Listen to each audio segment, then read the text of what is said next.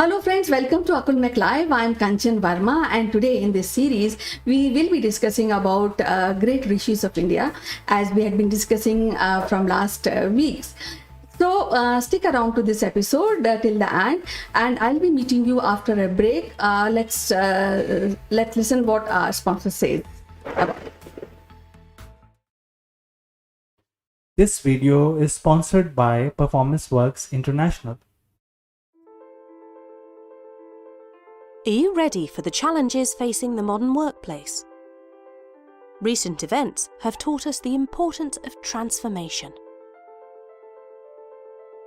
Businesses now face a perfect storm of challenges. No business is too big to fail, and many are too slow to succeed. Our workforce is changing fast. We're entering a new age of empowerment, and everyone can contribute. The Inner CEO reveals how we can all play a part in making leading at all levels a reality. Written by Jeremy Blaine, an expert on business transformation and growth, it provides a roadmap to help everyone unleash their inner CEO and contribute beyond their job role, whatever their level. Traditionally, strategy has been owned by the few. Now it's time for the many to contribute. Leadership must come from a broader base. Everyone has the potential to step up and make things happen. It's a new model of collective and collaborative leadership which unleashes the power of people, enabled by appropriate technology and a supportive management structure. The book provides a roadmap for a bold new age of empowerment. Supported by a range of resources, the book provides a toolkit to help anyone unleash their inner CEO. Organisation health, development and growth is owned at all levels. Are you ready to unleash the inner CEO?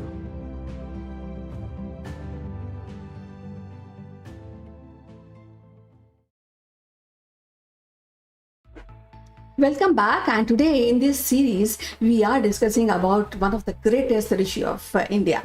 And what can I tell about him? He is a king who became a great sage. Yes, I am talking about Rishi Vishwamitra. Vishwamitra was not a Brahmin by birth and was a great warrior.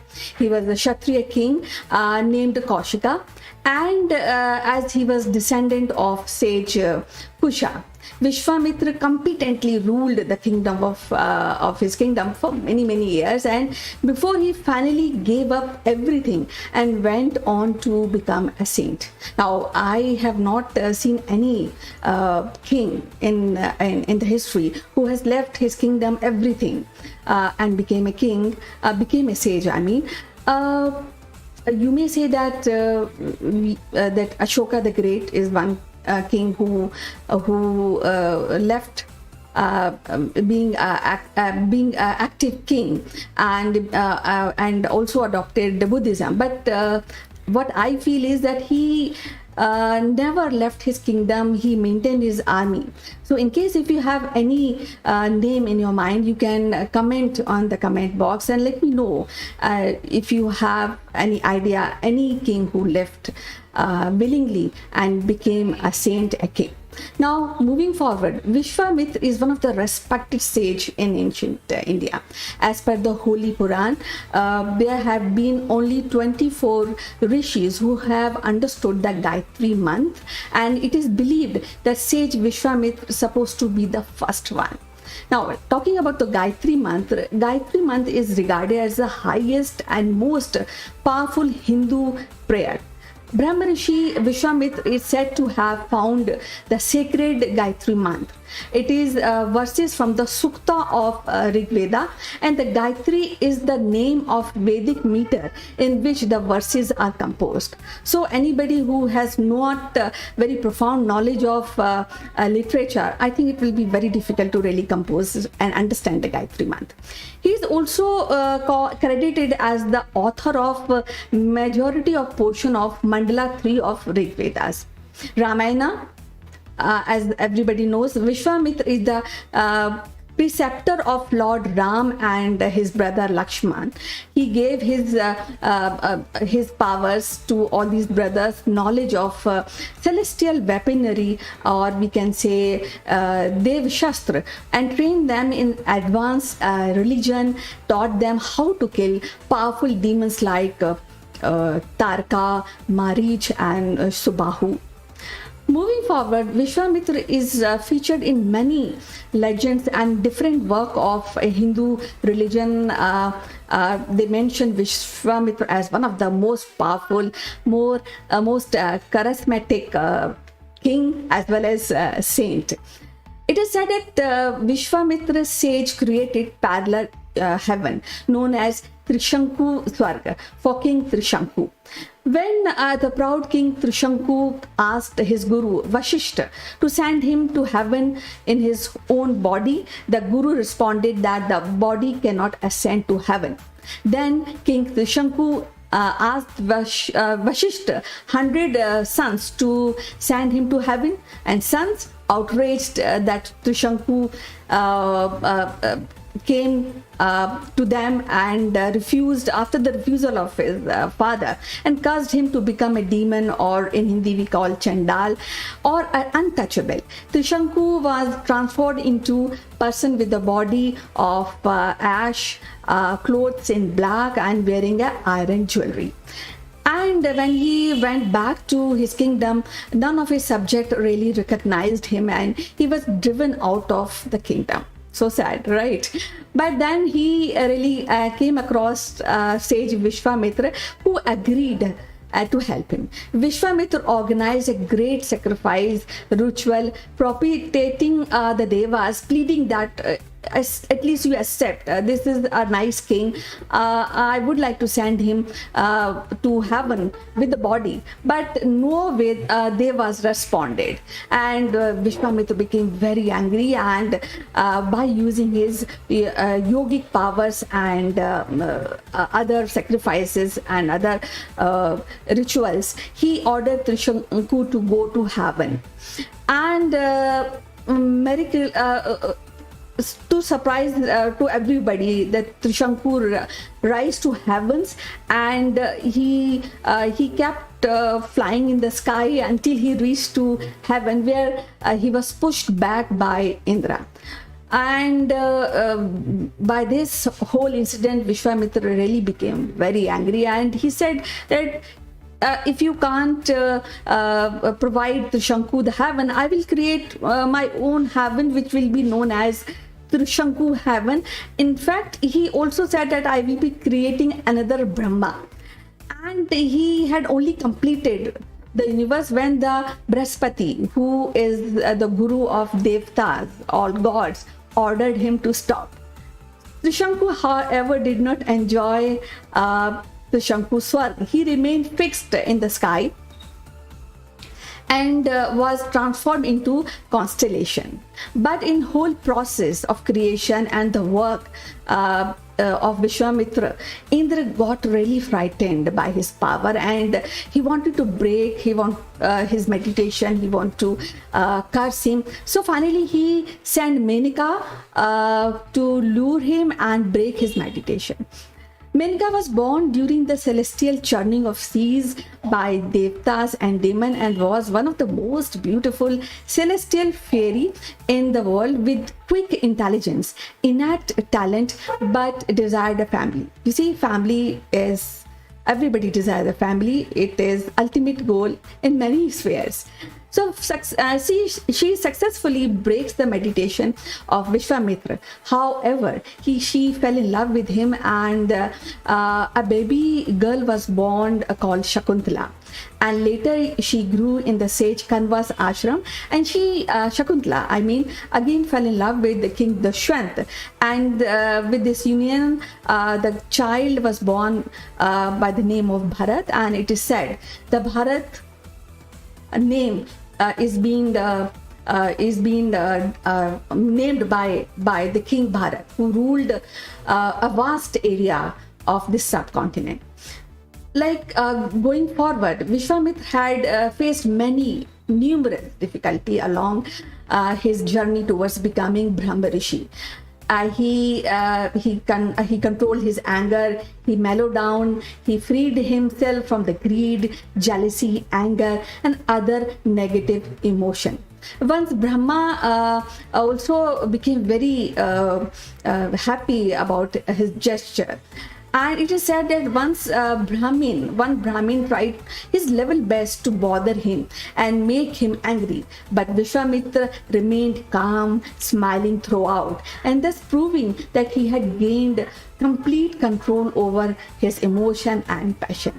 He continued his intense sadhana, his work for many years, until one day Brahma really appeared before him, and Brahma was so pleased that he said that Vishwamitra, you are now Brahma Rishi, and this is a title which is being given by Brahma, who is the creator of the world. Now, Vishwamitra always wanted to become a Brahma Rishi, and he worked towards that. And he has like a competition kind of feeling with Rishi Vashishta. And later on, Rishi Vashishta also appeared before him, and he said, Vishwamitra, indeed, you are a Brahma Rishi. So finally, he is declared as a Brahma Rishi, or we can say Raj Rishi. After facing thousands of massive problems, Vishwamitra was conferred the title of Brahma Rishi by both Brahma and Rishi Vashishta. However, Vishwamitra possesses a lot of compassion about many things of all being, and he is always willing to help everybody, and always willing to exhaust all his punya, all his work to gain which he gained from his tapas, to help other people. Following the attainment of the status of Brahma Rishi, he was also known to use his tapas to help anybody, everybody, whenever it's required. And his contribution is really immense. He is equally, when we say his contribution, and I think it will be very important to name few of his sons, like Madhu Chanda, who composed the shloka of Rig Vedas, and other son Sushruta, he is considered as the father of plastic surgery. And there's countless contribution of Vishwamitra and his family in the development of mankind, in helping of the mankind. He is, or he was, a Brahma Rishi. He is a Raj Rishi, and also he has a place in the traditional Hindu astronomy 7-star, or we call Saptarishi. So I would like to end this episode by saying that we are immensely happy, and it is a proud to discuss about Rishi Maharishi Vishwamitra. We'll be meeting again with another Rishi in this episode. Till then, bye bye, and you take care.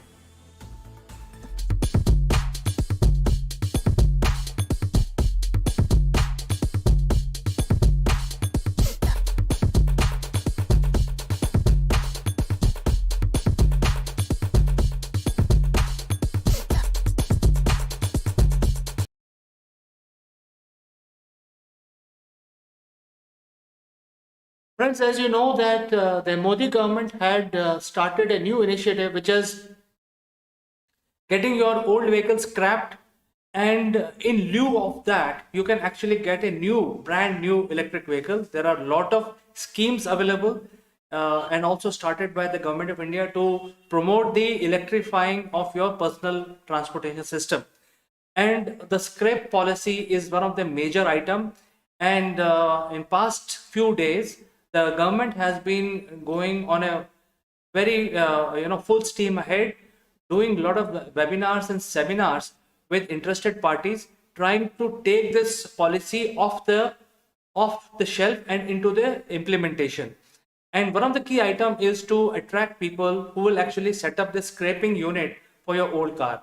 As of now, if your car is older than 20 years, which is personal car, and if you have a commercial vehicle older than 15 years, they will be deregistered from 1st of June 2024. So we are already in 21. I think we have 3 to 4 years time before this particular policy come into picture, and that is why government is making sure that everything is set up, and the starting point is scraping your vehicle.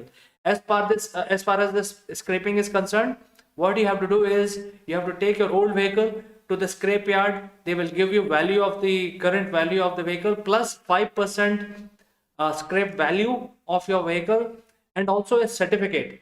So you already got recovery done of your old vehicle. With that certificate, you go and buy a new car. You will get 5% discount on your new car. In addition, at this point in time, the government is giving you almost like a very heavy subsidy. It depends which state you are in, but state by state, there are subsidies given for adapting electric vehicle. So the Modi government is getting into a advanced gear to get this scheme rolled out, and they are looking for partners who will set up the scrape unit. As far as the scrape unit tender is concerned, anybody can become partner actually with the government. The terms and conditions are very, very simple. All you have to do is apply with the government, fulfill those requirements, and become a scraping partner, and things like that. So I think this is something like a good opportunity for people who wants to get into this side of the business, which is going to be very big in years to come because of sheer volume of vehicles are available in India, and there is going to be so much scrappage required. So the government is getting into full gear, advanced gear, where they start building this on-ground infrastructure to enable scrappage done smoothly, appropriately for the citizens of India, so that they can scrap their old technology vehicle and move on to a more advanced electric vehicle, which are also very, very environment friendly. And as of now, there are 2 states who have already reached the advanced state of preparedness, which is Gujarat and Assam.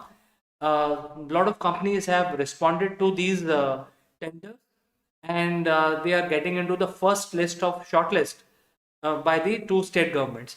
And very soon they will have this infrastructure ready in these 2 states, which is Assam and Gujarat. I'm sure there is an opportunity by other states also, businessmen who wants to get into these tenders. I am bringing this information to you because if you are an entrepreneur and you want to venture into new side of business, new type of business, this is something which is an opportunity for you. Maybe, if the tenders open up in your state, you can venture into that area and set up the scrape units for vehicles which are submitted at your scrapyard. So friends, I will meet you in the next one, but just in case if you have any comments, do write in, I will respond.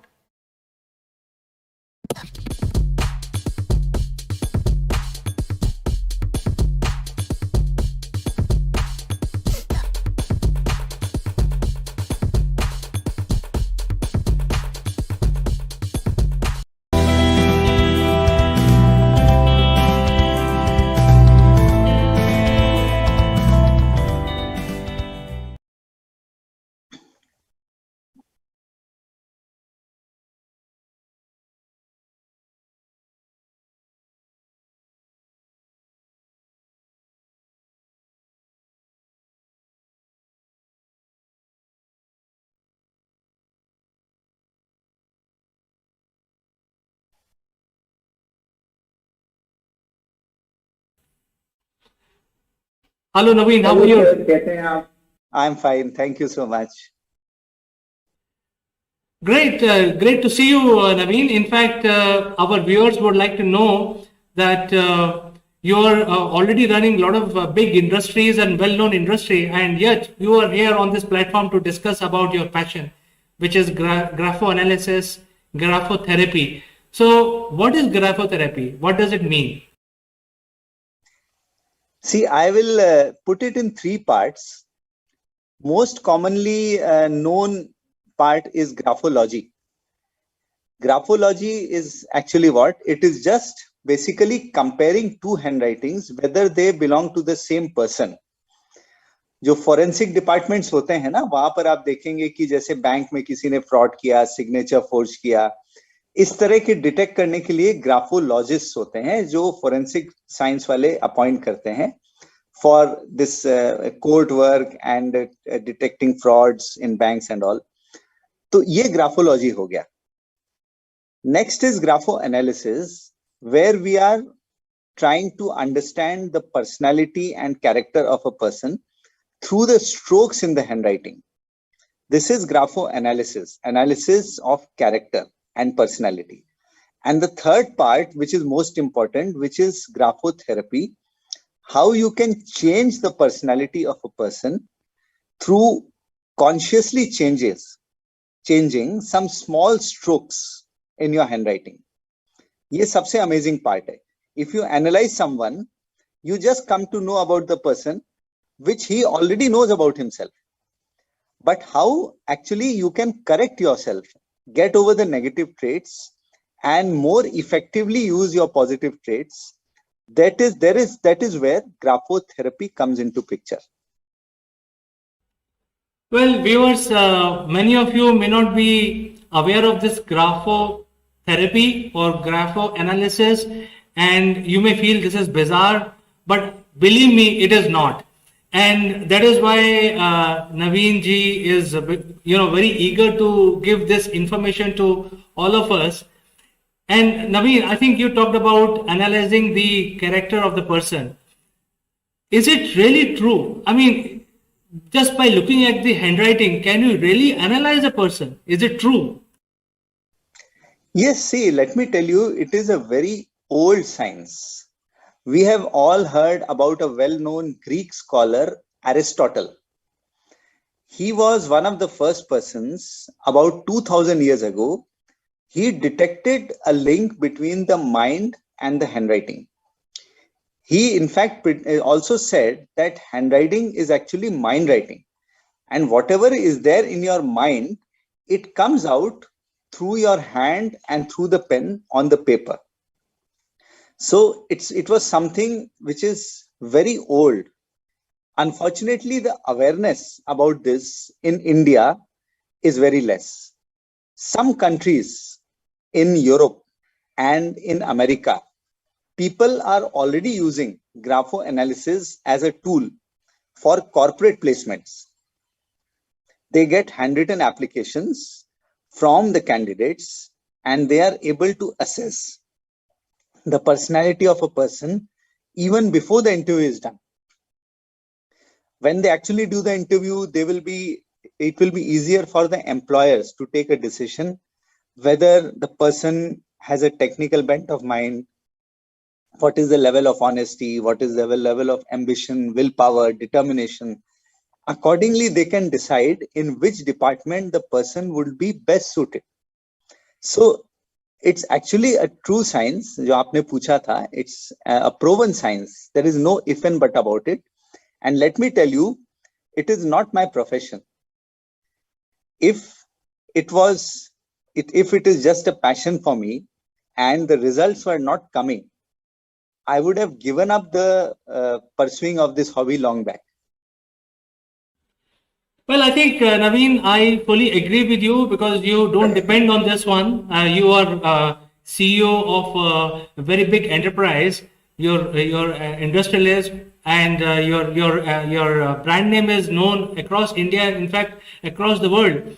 So, coming back to grapho analysis, do you, just for the benefit of the viewers who may be asking for some mathematical analysis around it, so in any science, people say that there is a variance of 5% here and there accuracy parameter. So when you read somebody's handwriting, do you also have some sort of parameter fixing or some sort of analysis which says that, okay, fine, I can give the analysis of this person up to the extent of 95% accuracy, if not 100%. Do you work with this kind of matrix? See, let me tell you something. This science is 100% accurate. There is no doubt or if and but about it. It depends on how accurately a person is doing the analysis. What is the level of expertise of a person who is analyzing the handwriting? I can make a mistake in the analysis as a human being. but the analysis of the character through the handwriting will be 100% accurate if it is brought out properly. Okay, so there is, you can remove all doubts from your mind that there is a level of accuracy which may be lesser. No, it is 100% accurate and proven science. Great. So in that case, when you're analyzing somebody's handwriting, you don't really read what is written. You can actually get the analysis done even in other languages. You know, somebody sends you a document which is written in some sort of a non-English verbiage. You can still be able to analyze that. Is it true, Naveen? Yes, it's a very valid and important question which you have asked. Ultimately, I don't even read what has been written. It is just the strokes which make the analysis. So when we see the strokes, we can analyze a person. So it can be, as you said, in any language. It can be Hindi, English, French, Arabic, Bengali, anything. But see, there is a limitation to one's knowledge. My knowledge is limited to analysis in ABCD letters only. ABCD means French, German, Latin, wherever we use the letters ABCD, I am able to analyze only those handwritings. But if someone has got a specialization or he has studied how to see the strokes in other languages, the strokes will definitely come. But my limitation is the knowledge about analysis in other languages. I think fair enough, but with enough experience, people can start analyzing people who can write, who are Russian, who writes Russian. So those people can also be analyzed. And also Chinese, that is totally different language altogether. So point taken, Naveen. Coming back to doing analysis of the character of the human being. As you know, human being is such a crazy character, a crazy animal, I would say. It's very difficult to predict. So in those cases, how do you really pinpoint that this is the character of this person and he will not deviate? Because I will come back to the question that you were talking about the placement in the next one. But this one is very intriguing because how do you place that person into that group of a defined characteristics as per your analysis? See, normally analysis is first done through the strokes. If you write T in a particular way, the T bar in a particular way, or Y in a particular way, or A in a particular way, every stroke has a meaning. So through the strokes, we are just defining the individual traits. For example, sharp mind, what is the creative ability, or what is the willpower, what is the determination, how well defined the goals are, whether confidence is lacking or boosting with confidence.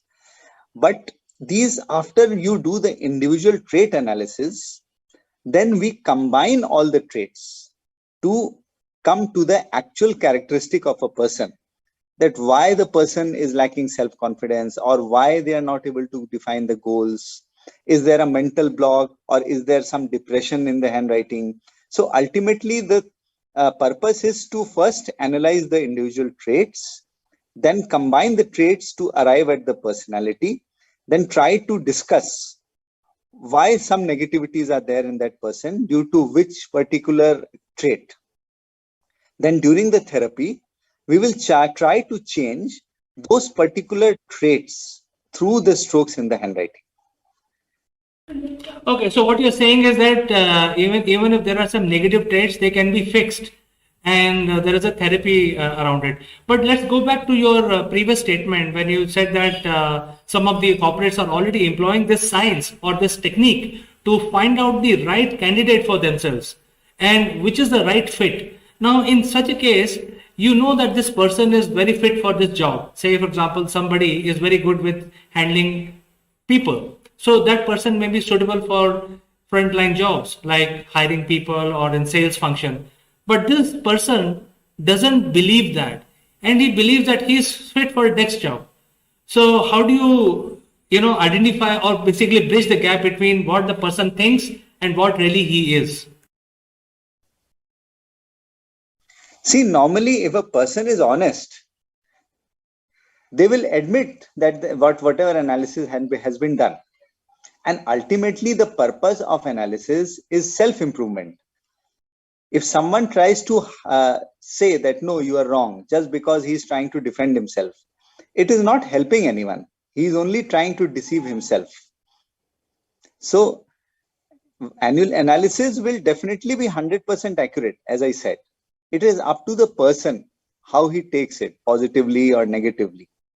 In fact, in one of the sessions in Gwalior, someone told me that, look, you are explaining all the strokes on the board by telling this stroke means this stroke means this.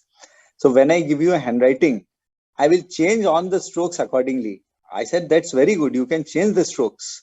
But whom are you trying to help or fool? You are just fooling yourself, and you are ignoring a help to yourself to get over the negative traits. Well, that was a great example, Naveen. I think you're trying to help you, so you're not helping yourself. So I think going back to your previous statement about hiring the right candidate, I have one last question basically on this subject, and that is, once you are like 20 years experience and your career is already shaped, in your job, etc. But to the core, you don't want to be in that job. You just started that job because you got a job when you were young, and then you grew in that line of business. But heart to heart, you are not that person. And if your handwriting can reveal that this person is meant not to be doing this activity, he is meant to be a trainer, or he is meant to be a a painter or something like that. How do you place that person, or how do you tell them that, hey, you have come for this job, but you're not fit for this job? Whereas he has been doing that job for last 20 years. He is fit as per the resume is concerned, but as per his writing, he is not fit for the job. So how do you reconcile with that person, or how do you reconcile with the situation itself? Yeah, this is a very common issue, People come to me for analysis. I can see in the strokes that they have a lot of creativity, but they are not using their creativity. Talents are being wasted. Then we can see strokes of maybe depression or maybe resentment also, that the person is resenting something inside.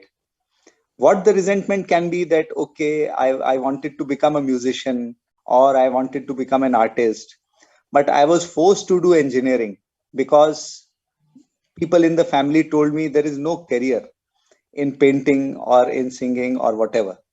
So they had to forcefully go through what their family was telling them. And then those strokes of resentment and regret, they built up. Creativity not being used, they became reserved. These are very common examples of clients who are coming to me. So in fact, when you analyze someone, the purpose is to help the person. Maybe if the talents are not being used, at least the talent should be used, and making a profession is a totally different subject. Of course, the handwriting helps to define in which area the person might be more suitable. Person having engineering abilities may be more fit in a technical side.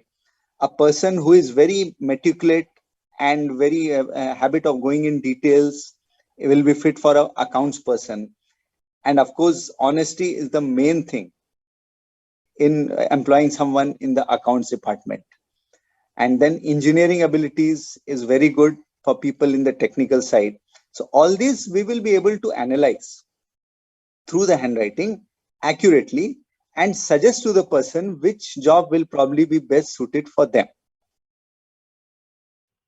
Well, I think this is so interesting, and more I talk to you, more I get intrigued about this science. Maybe I think this is a science which should be taught in the school so that people know exactly what they are doing and whom they are working with, who are their peers, who is their boss, etc. I think it's a very vast subject, but we will cover that in the next session. And you also talked about the therapy, which is also very, very critical, because having understood what are my weaknesses, I should be able to correct them. Any last point that you want to make for our viewers today, Naveen? No, in fact, I just wanted to share with you that I have been invited by a college in Calcutta next month. This is NSHM college. In fact, they are serious about keeping a teaching course on graphotherapy in their institute. So they have called me for an introductory session just to make people aware, especially to the management and the faculty, what this science is about. And being a unique subject, and I don't think till now anyone has taken up a course of teaching in any of the institutes, this will be a good opportunity for students, teachers, as well as for me to have a very new and good experience. Well, Naveen, we wish you all the best, and we are very excited to know this because one of the institute has taken the first step towards starting this as a science. And in the beginning of the program, you mentioned that the awareness about this in India is slightly low. So I think this is the right time to get started on this. So wish you all the best, Naveen, and I'd like to say goodbye for today, only to catch you in the next one. Right. My pleasure to you. Thank you so much.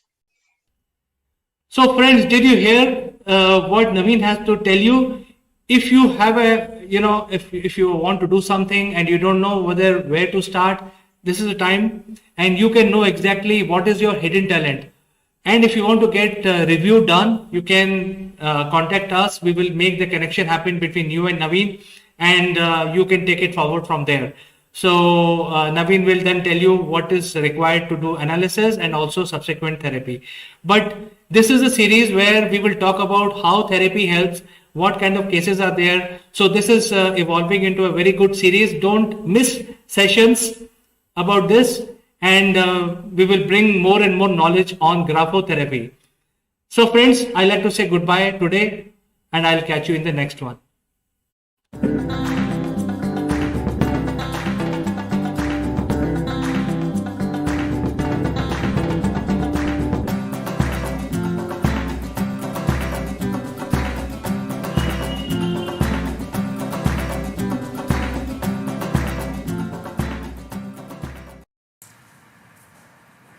Hello friends, this is Chandra from Akulmach Technologies.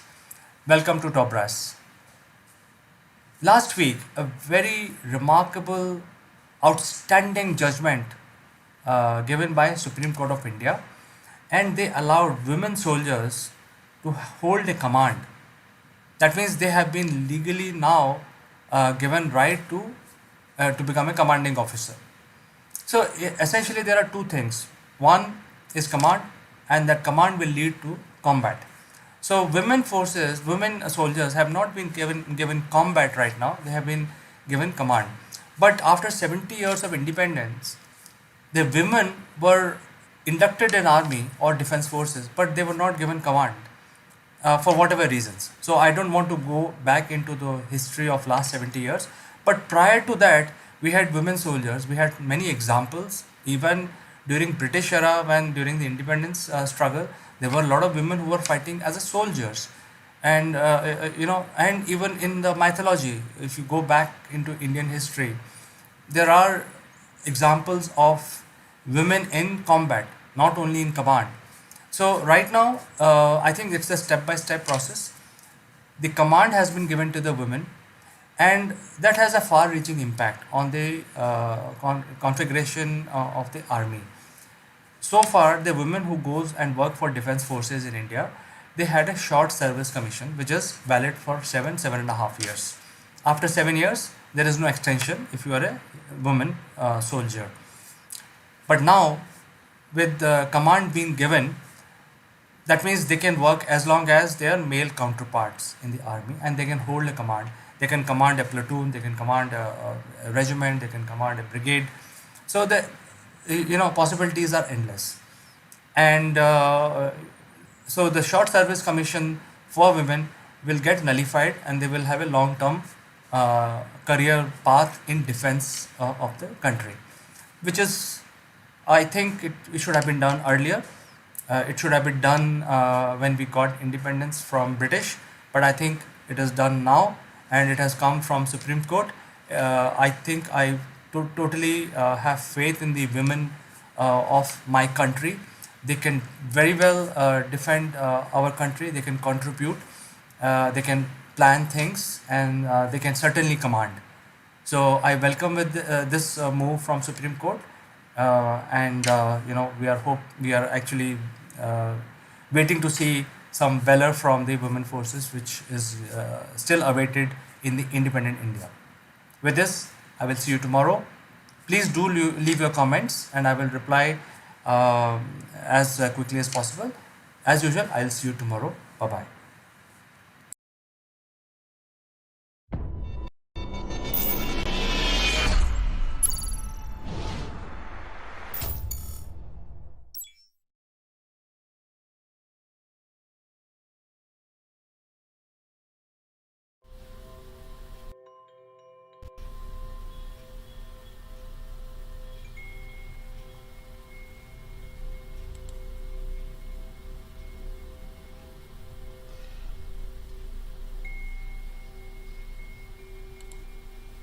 Hello friends, this is Chandrakant from Akulmach Technologies, and welcome to this edition of Branding for Beginners, and why this subject is so important and why it is relevant to learn what is branding.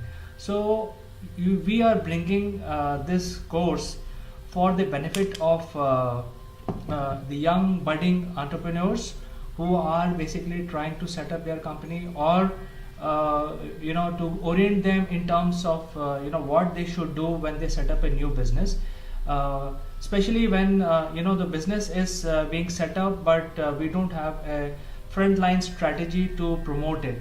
So the idea being is, when we set up our business, we should also think about how we will generate business, what will happen to our promotion strategy, what will happen, how customers will perceive us, how future employees will perceive us, how we will make money. So all of that is very, very important when you start your business, and often this aspect of doing business is ignored, because people tend to focus most on their offerings and their product development or solution development. And then once the solution is ready, then they start thinking about what is to be done in order to promote ourselves to generate business. So this is a course meant for people who want to learn how to do branding, how to set up their business, and this is for beginners. We also have an advanced course, but the advanced concepts are not covered in this particular workshop. So this is basically going to help people, give them directions, give them idea about how to set up your brand in terms of when you set up your business. What is the right timing? What are the different kinds of brands? What is the best branding method for me? What I should do to set up my business and also generate revenue. So I think some of these aspects we will be covering in this workshop. To start our discussion, let me take you to the definition of the branding. So many people say that branding is A type or B type, but I think let's understand the definition of the branding itself.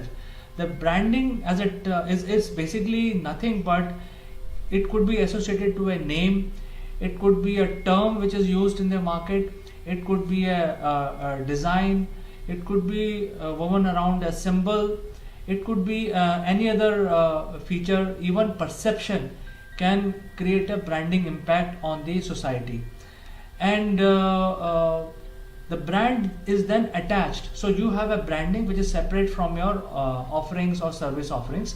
It is then attached to the product or services that you're selling. So the definition is much bigger. It creates a much bigger ecosystem. When you start your company, I think you have to think from that point of view. Even though you're doing something very small, but I think branding plays a very important role. As the definition itself suggests, it is a perception that is being created in your target audience, whether they think that this is a very good quality or they drive some value. the beginning of all that starts from the branding. And when we talk about branding, then there are different methods of doing branding. One of the methods is direct branding, where you say that, hey, this is my product, this is my service offering, and this is my logo, this is my company name. So this is your direct brand which is getting associated to your offerings. There could be indirect branding, and we will cover all of this as we go along in detail. There could be indirect branding, and there could be a brand which is influenced by something else. So there could be influence branding, where and this is very interesting because you don't talk about your product, your company, yet it get influenced by an event or something that goes on, and it is neither direct nor indirect, but it is influenced, and people don't even think that your branding, your brand or your popularity is growing because of something else which is happening in the field. So let's discuss about different types of branding, and I have taken some pictures out here just to give you the idea of what you can do, what fits your business, where you are, and you can draw then inspirations from some of these examples. So let's look at the individual branding. That's the first subject that we want to discuss today. The individual branding is something that is your own branding. Say for example, if you are a well-known professional in the corporate arena, or you are a very good trainer, so you have built a brand of yourself, and then you want to leverage that and run your own your own business or your own college or something like that. So your brand becomes an integral part of running your business. So the brand is also very important, the personal brand. What is the person behind this company?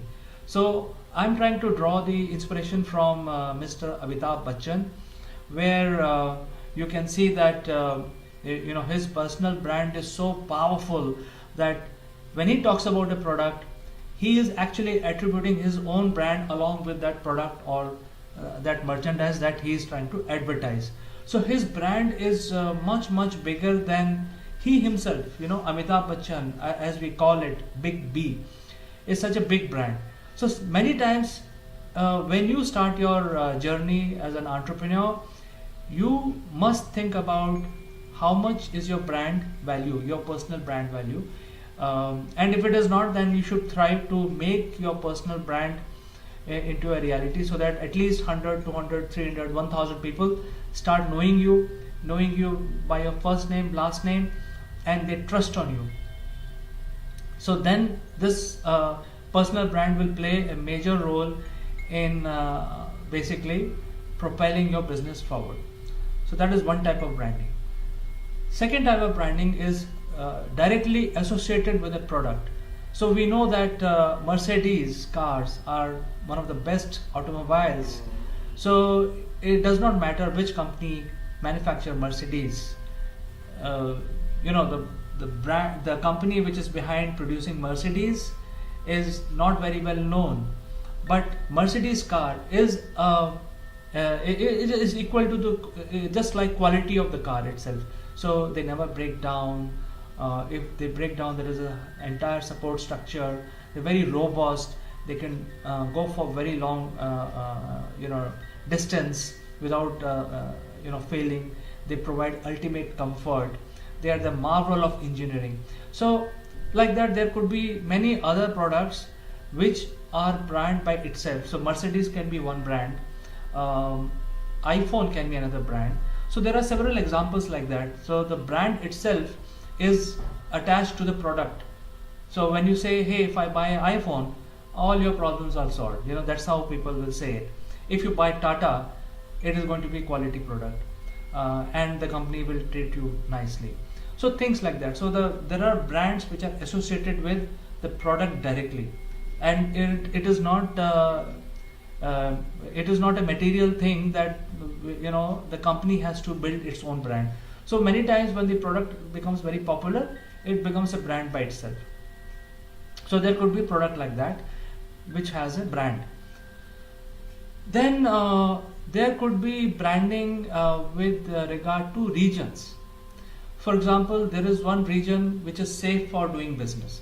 So once it is safe for doing business, people are honest, the law and order situation is very good, and this all is branding. Somebody has to say that, come to my region and do business, because I provide you rule of law, I provide you clarity of thoughts, I provide you safety, I provide you workforce, and hence that becomes branding for popularizing your region. So for instance, India could be one region, EU can be another region, United States can be one region, and that is why these brands are associated with this region. Now the fourth example is the analyst. So the analyst job is basically to study what is going on in the industry and make forecast. So they basically talk to a lot of people, a million companies, and they understand what is going on. They apply their formula, they apply their brain, they apply their knowledge, and then they will come out with a forecast for next 1 year. And about 80 to 90% these forecasts are always true. So when an analyst speaks about the trend, the industry trend, the industry tend to believe that, and hence the analyst makes a brand for themselves. If analyst says something, it is going to be true. So for example, Gartner, if they make a business prediction, it is going to be true. Nobody can dispute it. So it's a brand by itself. It's a branding exercise that Gartner has done for themselves. It is a different kind of branding. It's about predictions, it's about knowledge-based assessment, data collection, what is the type of footprint they have when they make these predictions, and so on. So which cannot be copied by any other company. It is different. It is a separate segment of branding activities that Gartner will take up. The Gartner as a analyst will have a marketing team which will develop all of these infrastructure and create the brand which is relevant for the analyst.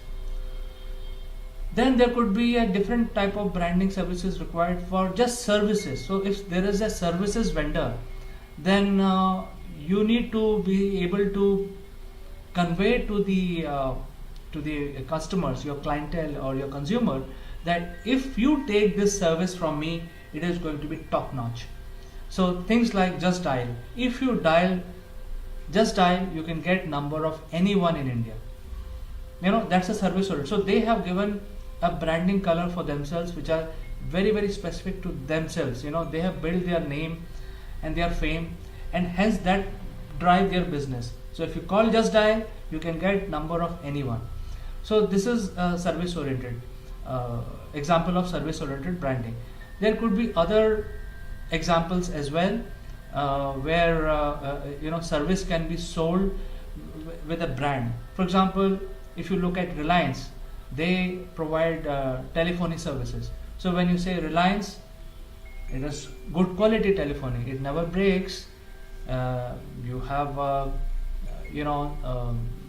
engineer always available, and things like that. So there could be, now Reliance may not be a good example, but there could be other examples which are similar to this. So services can be branded in a certain way. Similarly, a country also requires branding. A country can have a bad image, can have a good image. All that is created by the branding for that company. And there are people who actually build a country's brand. The country is safe, it is not safe. If you come as a tourist, what will happen to you? Will you be taken care? Will there be hospitality? If you come as a businessman in that country, what will happen to your investment? Will you get the money that you invested with profits? Will there be any regulations? Will there be any clean practices? So there are a lot of other issues. It is safe, you can travel in night, is there going to be entertainment somewhere, and so on. So even country requires to build their brand, and they need to propel themselves. So if the country is very popular globally, then obviously somebody has done the branding activity to build the name and fame of the country. Now, a company can also have a very strong brand name associated with themselves, just like Tata. Tata is more than 100-year-old company out of India, but they have built a brand over the years. You know, the Tata brand has become so powerful that whatever they do, the brand has an impact on the product, even though if they make salt. So it's simple thing like salt, if you put Tata, then this salt is going to be the best salt which you can buy, best iodized salt. So it is better than other products which are salt. A simple thing like a salt can also carry a brand of Tata, or a very large machinery of which are used in mining, etc., can also be built by Tata. So when Tata build a product, whatever they do, the brand of Tata is so strong, it is going to be good. So there could be examples of other similar company branding. For example, when you say India Inc., there are very few companies brand that comes to our mind. One is Infosys, other is Tata, then Adani, and Reliance.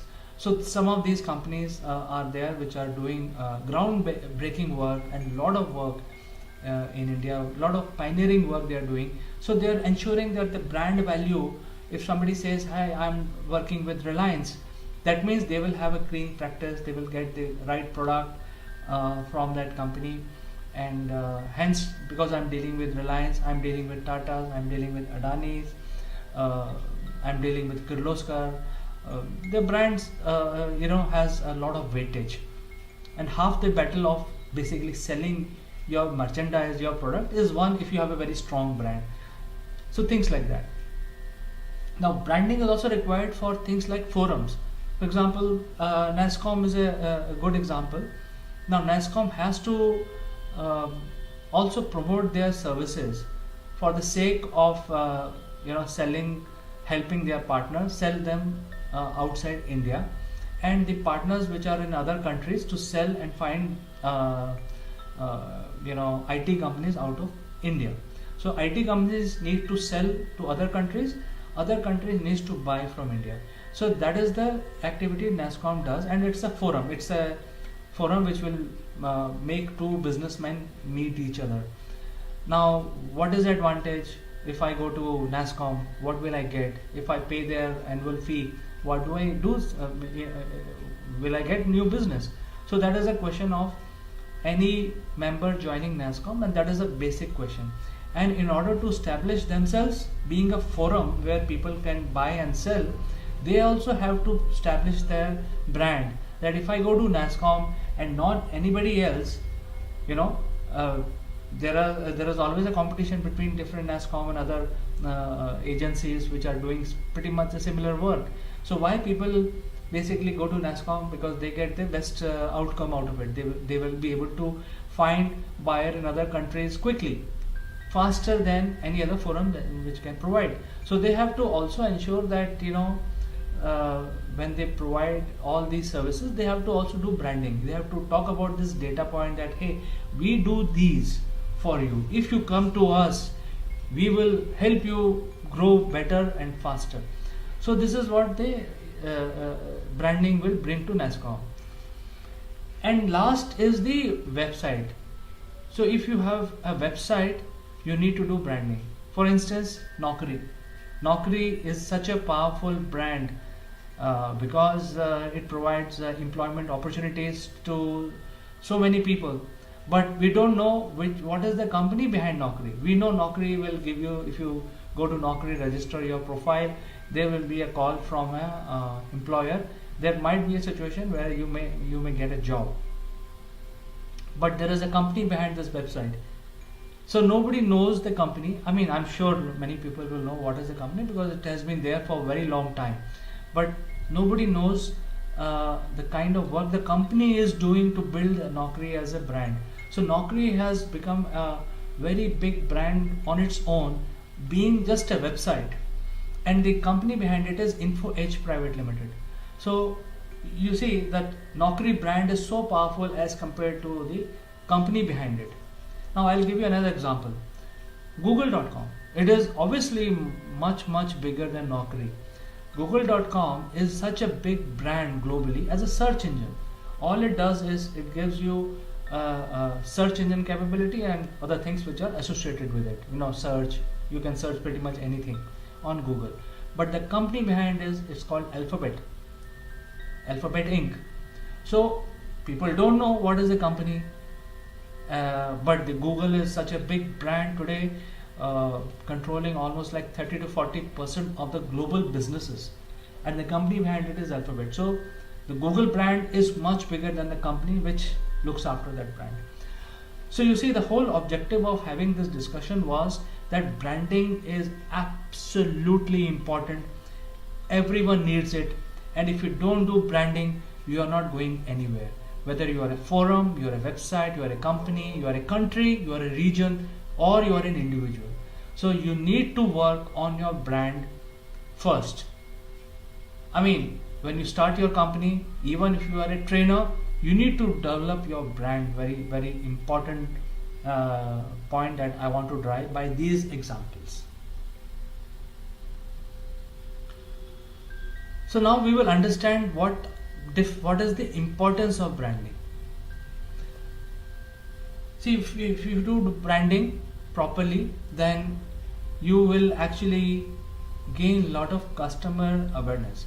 So why we do branding? See, branding is that you establish yourself, your company, your work should be displayed in front of people, in front of your target audience, and so on. So when you actually brand your company, your work, it is the customer awareness that you achieve. And when I say customer awareness, see, it's like this: if 100 people watch your advertisement or some information about your work or your company or your website, the chances are 1 or 2 will come back and like to show interest in what you do. 98% of the people will keep that in their memory, and probably in future they may become your prospects. But the thumb rule is, say for example, if you start your branding today, the thumb rule is the conversion of percolating your messages out in the field will result in a certain percentage of gratification. However, you have no control on who can be your customer. So one of the activity which is a mundane activity of increasing your customer awareness all the time, but who can buy from you? Many people say that, hey, I will send email marketing, I will do digital marketing, I will do XYZ, reach out plan to the client. The problem there really is that all of this will not work if you have not worked in developing your brand, because people don't know you. If you try to reach to somebody who's not aware of what you do, he's never seen your face, he's never seen your logo, he's not even seen the website, he's not seen any advertisement about you, the chances are they will not be attracted to what you're saying. And if you try to reach out to him, it will result in a something which will become sort of an exercise where you actually end up telling him what you do. So you can actually bridge the gap by increasing the customer awareness. You start advertising early in the life cycle based on the branding techniques that we will discuss later on in our workshop. But I think increasing customer awareness is one of the critical tasks, and that is why you need branding. And don't think that if you do customer awareness campaign, you will get thousands of leads coming out from there. It is a constant activity which you have to continue doing, keep increasing the customer awareness all the time. And even though if you are like 100-year-old as an organization, you still need to continue doing your customer awareness, because the customers are X number of customers which are limited in the market. And then you have to keep on telling them what you do, what you are, what is the company logo, etc. Once you have garnered certain X amount of customers, then you have to also ensure that the customers who are now buying from you are not going in any other direction, because the market is such that there is always competition, and then you know, when you are doing business, there are others also, 100 other people who are doing similar business, and they will find innovative ways to attract the customers, because everybody is trying to do innovative branding and also customer reach out plans. So the chances are that when you are doing your branding and customer reach out, you have to ensure that the customer loyalty is also maintained with you. So you have to keep doing what you're doing, any customer success, anything that your extraordinary innovation that you have done, which will bring advantage, and what is the reason that the customers stick around with you, that you offer something which nobody else can match in the price and performance.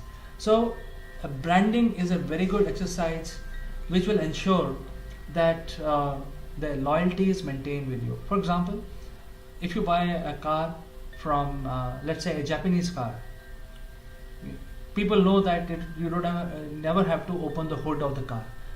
It will never break down, it will give you comfort, it will keep running for 10 years without any flaw, and after 10 years it will attract a lot of resale value. So that is why people buy Toyota cars and any other Japanese or Korean cars, because they run.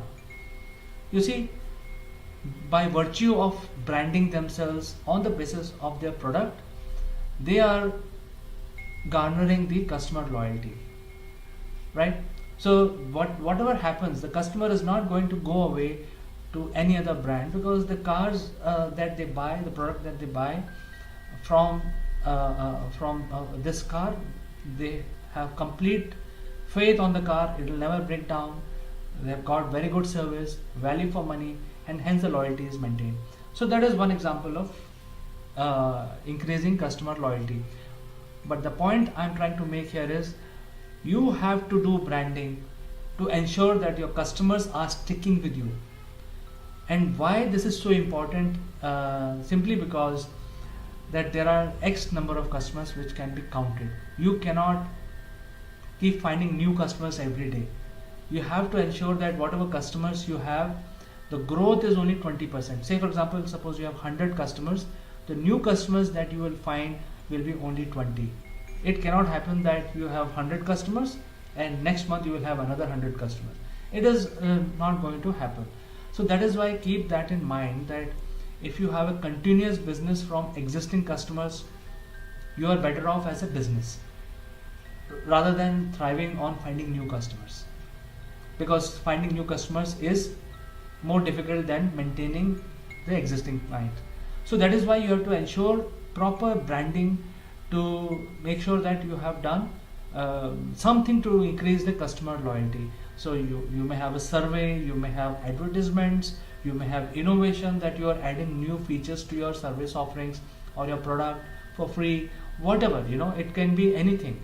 But you have to think as an entrepreneur, as a startup, or as a small medium enterprise business owner, or as a leader, you have to think about this aspect also when it comes to branding. Now we come to the third subject. The branding will be driven by the quality of the product that you provide. If you give a product which is not up to the mark, then obviously with that just one instance, your branding will go for a just go down. It will go for a toss. So the whole point is that you have to ensure that while you're talking about XYZ, you are also translating your brand in reality into your products. So when you come out with a new product, make sure that there is a saying in English, walk the talk. So when you are doing branding and you are saying I am best quality, and then the product comes out, it is not as good quality. So you have to keep ensuring and keep thriving that your brand is actually translated into your product, the quality of the product. So in fact, if you keep saying, hey, I have the best product, and your product is not so good, then actually it will bring down your branding itself. So it will not be sufficient to just keep talking that, hey, I have the best product, I have the best innovation, I have the best price performance, and in reality it does not happen that way. It will actually spoil your branding. So you have to ensure that whatever you're offering is very good quality, and it is up to the mark, so that you have customer loyalty. So going back to the previous slide where you will talk about customer loyalty. So by ensuring that your product branding is similar to what you're talking about in your advertisement, in the field, and to people. Branding will also bring competitive advantage. So even though you have X number of customers with you, and there are prospects which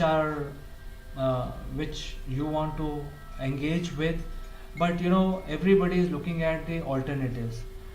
Everybody is all the time, it's like this. If you are a consumer, you'll always look at an alternative. Suppose you have a car from Toyota, but then if you get a similar equal product from Hyundai, then you can shift there.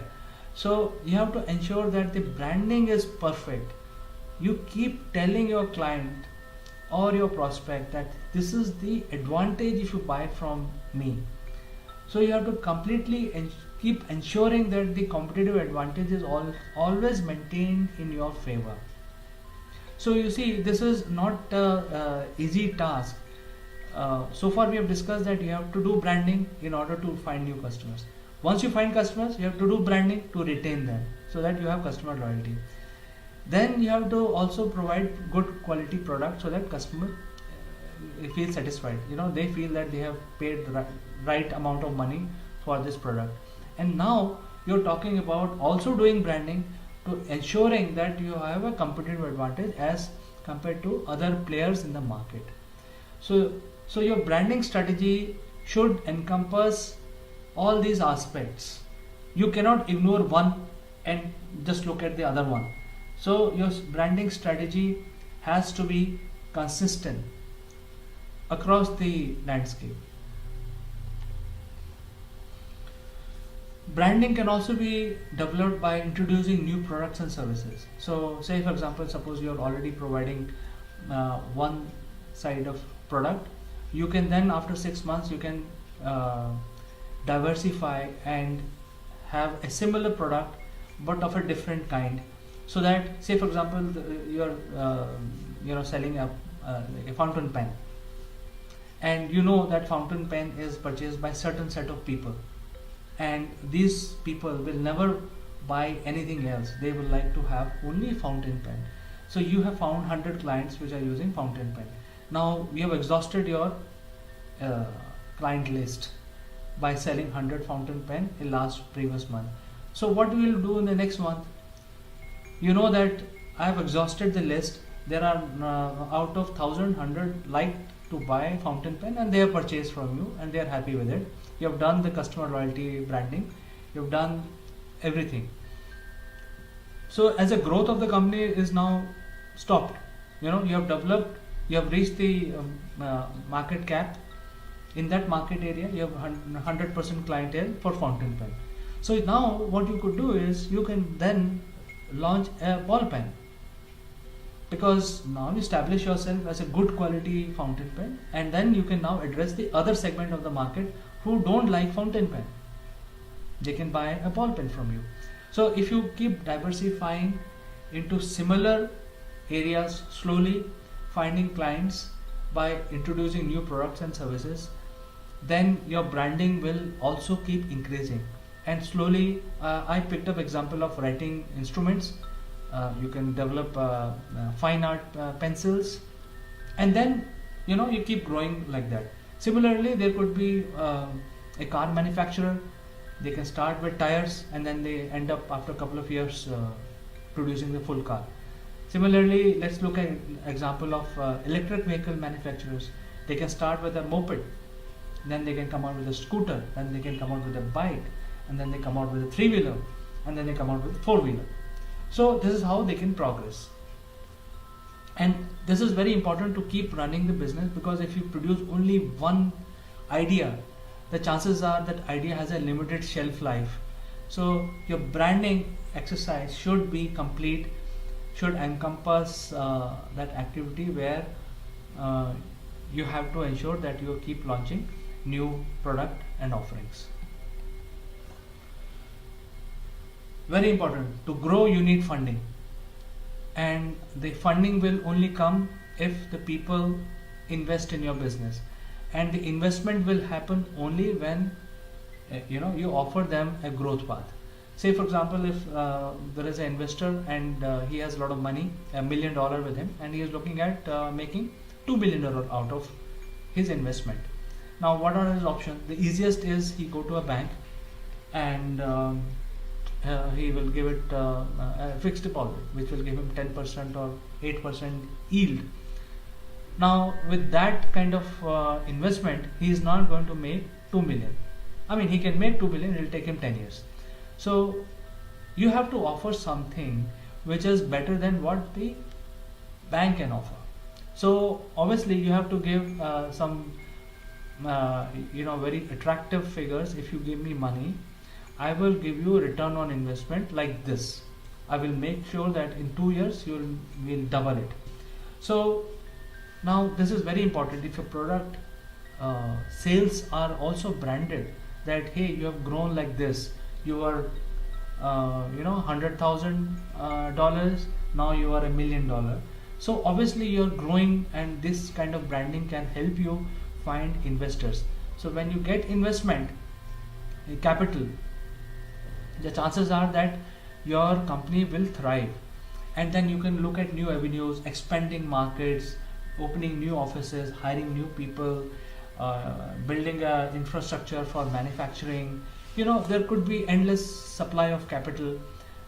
And if you don't do this branding around the growth element of your company, innovation, growth, customer loyalty, the chances are the investors will not come to you. They will find some other avenue, and that is where the problem is. So you should always look at investment for growth as a business owner, so that your brand is very strategically strengthened, and people are willing to fund your brand, so that there is a growth in the brand. We have the funding now, but who will work for us? So now there is a different kind of branding that you have to do in terms of the human resources, human capital. Because if you have the funding, you have the capital, you have the clientele, now you want to grow, you want to set up a new office in a new city, or you want to set up a new office in a different country. So who is going to work for you?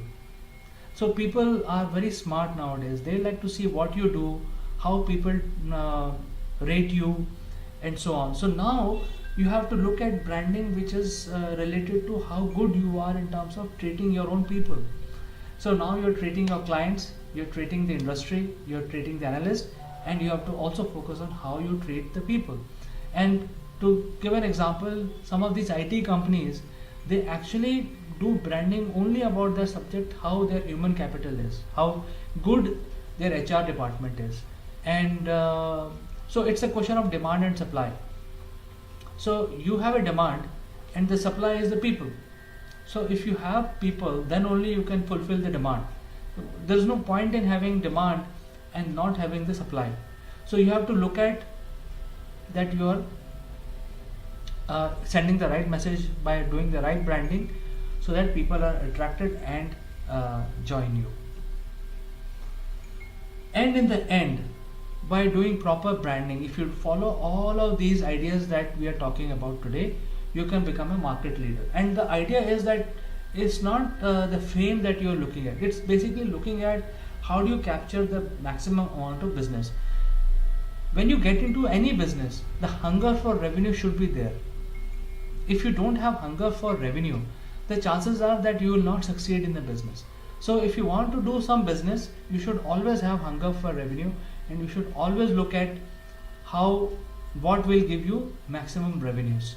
So a branding around becoming a market leader is also very important, and that will propel more business for your company, more growth for your company. So that is why you may have heard about people talking about, hey, I'm the best in the industry, best product in the industry, and so on. So I think these are the things that people have to do in order to build their company. And I think the law of doing your business is the same. You have to start with branding. You don't set up your business without doing branding.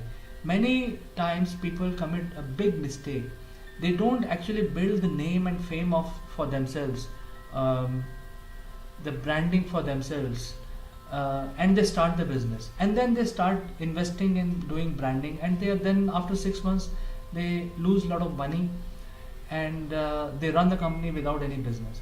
So I think the branding is such an important aspect. We discuss all these things simply because to drive that point that branding is such an important aspect of business, where people tend to ignore this. They focus more on building their company, building a product, not knowing how they will promote it. Once the product is ready after 6 months, who will buy? And many times you don't even get the feedback from the field. Say for example, today you decide to buy, you manufacture something, and you feel that there may be a lot of requirement for it. But when you launch after 6 months, the chances are that the market may have changed, regulations may have changed, and people may not like to buy that product. So the feedback is also important. So if you're not doing branding, there is nothing coming back to you from the field itself. So you may talk to a lot of gurus, but everybody has the same problem. Unless you do your own branding, the direct feedback, direct gratification will not happen from the field itself. And that is where people go wrong.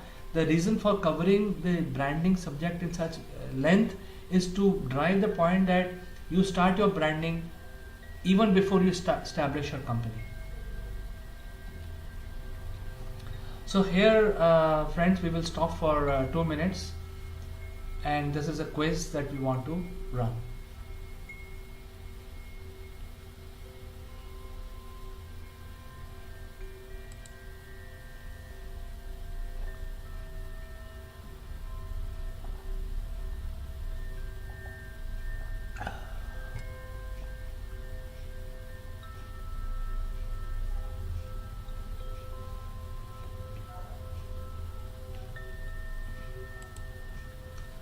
So welcome back.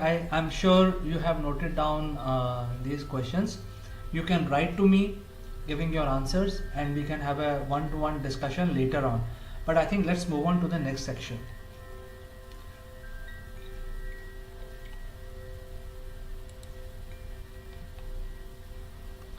Which is about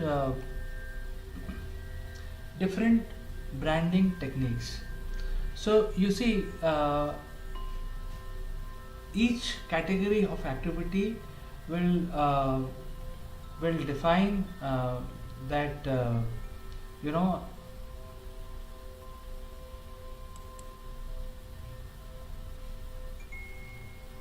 each category will be a different type of branding services, which will be a different activity altogether. So just give me a moment. So a product, suppose you are coming out with a product, the branding for the product will largely depend on the type of product that you're developing. Now if your product is sold in retail market, then your branding will be about the consumers. Your messaging, your marketing messages, your branding, your logo should talk more about how public will benefit by using these products. But then that is not the only business happens in the field. There are people who are doing wholesale kind of business.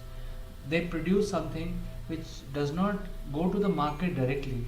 It becomes sort of an input to some other business. Your offering is then used by some other industry and then assembled into something else.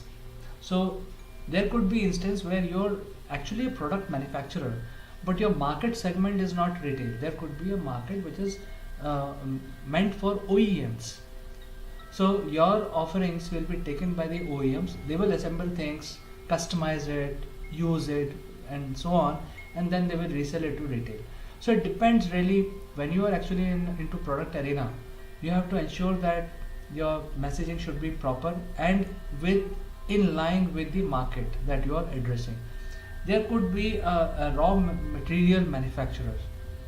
The branding for the raw material manufacturer will be different than OEM clientele and then the retail business. So things like that. So it's completely different. For example, if there is a steel manufacturer, the steel cannot be used directly by anyone.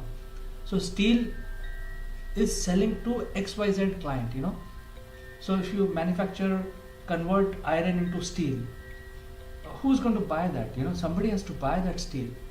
So your clientele is the manufacturers who are producing special pumps, cars, heavy machinery. So those factories becomes your client. So your branding is related to those clients. You produce highest variety of steels. So anybody needs different variety of steel, they can approach you and so on. If you actually advertise different variety of steel in the retail segment, where people are looking at buying mobile phones and your clothes and cars, the chances are your branding is going wrong. So I'm not saying that people will do that. I'm just using this as an example to drive that your product offering and what segment you're selling into, your branding strategy will be driven mostly by that. For instance, let's take another example. Rolls-Royce. For many years, it has been known to everyone that Rolls-Royce is selling by invitation. So you see, their branding is so strong. You simply cannot go and buy a car. You have to be invited to buy a car. So their branding is so important that if you have a Rolls-Royce, that means you have been selected as a client. Right? You see, so their product branding is different than let's say Hyundai product branding. Hyundai, you go to my dealer and pick up the car. Anyone can buy the car. So that is why you don't see Rolls-Royce advertisements in any of the magazines. You will probably see in a very selected kind of media. And they have their own method of reaching out to people whom they feel fit for using their car. And even though if you're a very rich man, you're an extremely rich man, but they will not give you chance to buy the car. If you are a god man, for example, the chances are you want to buy a Rolls-Royce and you can afford it because you have so much of money, but Rolls-Royce will not allow you to buy these cars. So things like that, so each product has a different branding, and when you do product branding, you have to use the right technique to address your clientele. You have to understand what are the clients who are going to watch who are a target audience. These clients can be prospects, they can be clients, or they can be future clients. So what are the types of activity you're doing so that you're conveying the right message? Then you're using the right medium to reach out to them. You can use mailers, you can use website, you can use personal phone calls, you can use advertisements, you can use social media, but in all of that you have to ensure that you're reaching out to right audience, right type of clientele.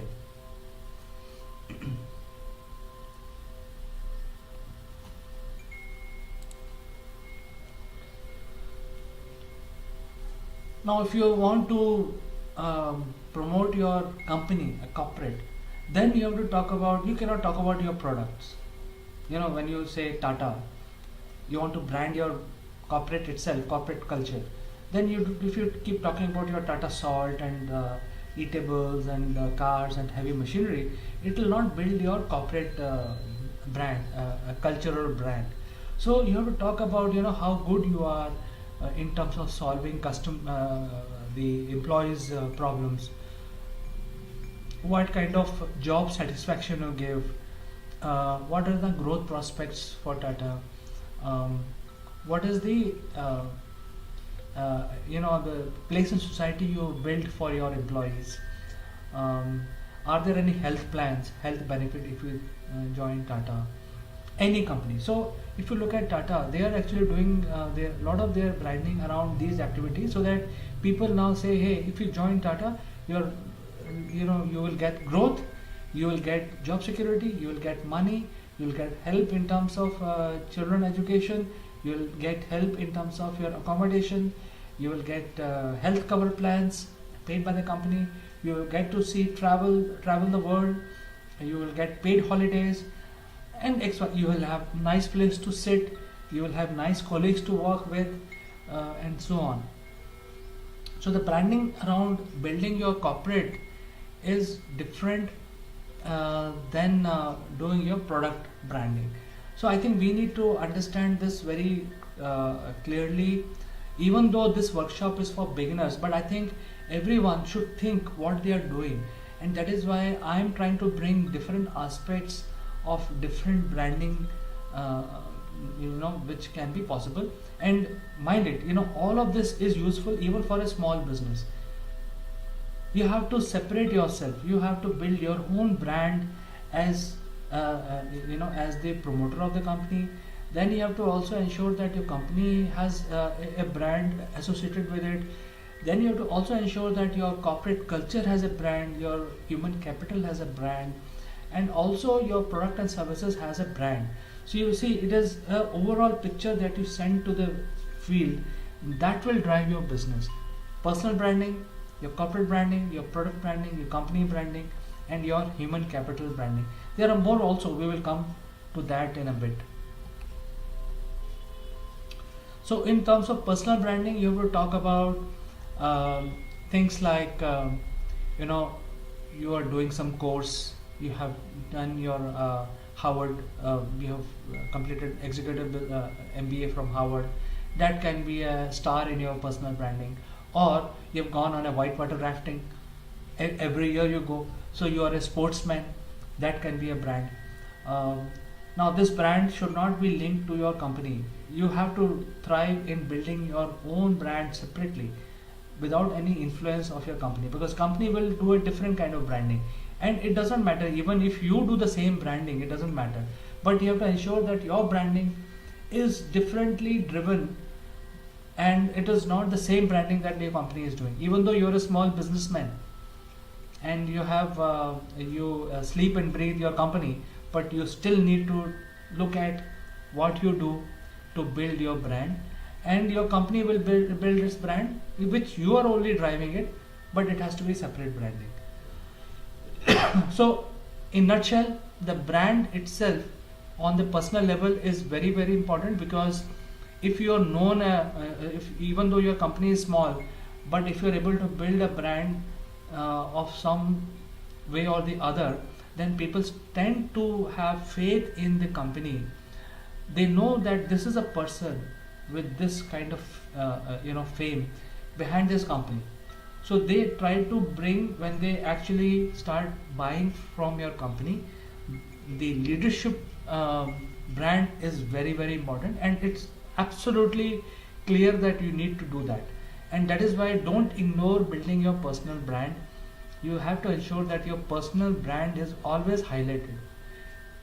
Even though if you're in a company, your brand is very, very important. Even if you have grown, your company has grown quite a bit, but your personal brand is still important. To throw an example, you look at Narayan Murthy. His personal brand is so huge. His company brand is also big, but his brand, his personal brand is that he is the MD of the company, but then he has other personalities. He talks in other forum, and he is indulging in other activities which are related to nation building. He's doing a lot of work in education, youngsters. So we can go on. There are people who are basically investing in building their own brand of different nature and different kind. Because if you actually increase that, then your perspective, your whole area of achieving the proper branding is increased. So you have to ensure that your personal branding is always developed as a leader, as an entrepreneur, or even as a trainer, because then in the case of trainer, your personal branding is very, very important. If you are a professor with 30 years experience, that is driving your training institute or training online business. So things like that, you have to ensure that you think about these concepts. Now the cultural branding is something which defines you as a human being. So what type of post you like, say for example, let's say in the today's context, when everybody is on social media, you are liking, sharing certain type of activities on Facebook or on Twitter, etc. That is going to drive your branding in terms of your friend circle or the kind of activities your company is indulging in. So it becomes a culture thing today, and now it's a lot easier to make or break. Earlier you could have ignored it when the social media was not so active, like 10 years back. You could have ignored this aspect, very important aspect. But now, since everybody is on social media, the cultural background of the organization that you are building and your own personal image will be very heavily affected by the culture output. So you can try to make a cultural branding about yourself, that you tend to dislike certain things or you tend to like certain things, and that will stick on to you. Say for example, if you're indulging in too much of a religious rhetoric, then this will stick on to you, and then after some time your branding will take a totally different turn. It depends, what you're looking for. If you're looking for that kind of orientation to build your brand, it's okay, it's fine, but you are the best person to decide. But then your branding the culture of your branding or your organization branding will be having X number of buyers which are of the same culture or society. So you have to ensure that you send the right messages, you make the right plans to convey the right messages overall by building your branding services. Now, one of the things which is very important now at this point I would like to mention is when you have taken all the steps of building your brand, building your company's brand, you have taken the right decision to build your employee capital branding, you have reached a certain level where you have been doing this work for some time, but there is no growth, because it happens to everyone. You reach the certain level and then it saturates the market. So you need to do something else, you need to shake up things, and co-branding is one of the activities which you can take up very easily. What is co-branding? Co-branding is that you tie up with some other brand, well-known brand or similar brand, or a lower brand or a higher brand, doesn't matter. Co-branding basically means that you tie up with another brand, another company or another person, and jointly come out with an offering. So that is what the co-branding is all about. It doesn't matter that you are a big brand or a equal brand or a large brand, powerful brand, it doesn't matter. You can co-brand with any type of logo, any type of company. The example that I want to give, there are many examples like that, and what I feel as a trainer, that everybody today talks about hey, let's do collaboration, let's do this, let's do that, let's team up and work together. But the point is that they have no idea how to do collaboration, because if you can't do co-branding, there is no question of doing collaboration. So first thing is that you have to coexist with another brand. When you are doing co-branding, you have to also ensure that you don't think about things like, hey, I will make more money, he will make less money. The co-branding does not define what kind of money you will make. Co-branding is you are just conveying your teaming up together, conveying a certain message, and it is not that you are dependent only on that business.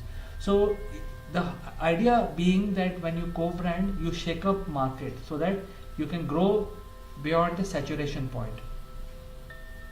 For instance, if you buy a BMW car, You can buy Louis Vuitton bags which are perfectly made for boot of BMW and with the BMW logo. So if you pay extra XYZ amount, you can get the customized Louis Vuitton bags for your BMW car. So it's a very good example of co-branding. It is not that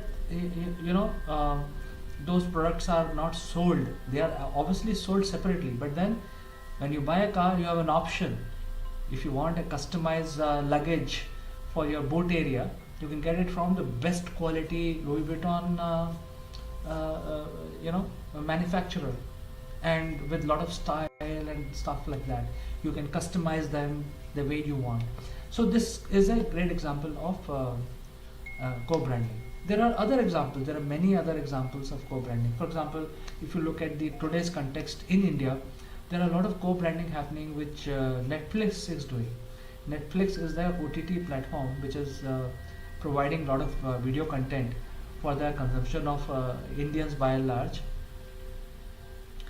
So the OTT is now tying up with all these TV broadcast services companies like Reliance or Tata. So if you take their connection, you will get X months free viewing of certain content. So this is nothing but a co-branded where the two brands are coming together and selling their separate merchandises. So this is a very good technique if you are say for example a small businessman. It's a very good technique to start, pull up two small business people can come together, build their strengths together, and then go to the market, and then with co-branded, and then sell under these two umbrella of co-branding. It does not mean that your brand will not sell your own product. You have other offerings. So what you have done is you have defined a different product offering which is co-branded. So it is a very good idea when you are basically setting up your business to also think of tying up with other brands and launching in collaboration. And I think this will give you a chance to even talk to other business people when you start sharing success with others also. Now the last branding technique is a composite co-branding, which is different from the co-branding what we discussed in the previous slide. The composite is that product that you are using has another very powerful brand associated with it. For example, I am trying to say that if you buy a Dell, you will always see, in fact if you buy a Compaq, you will see Intel inside logo.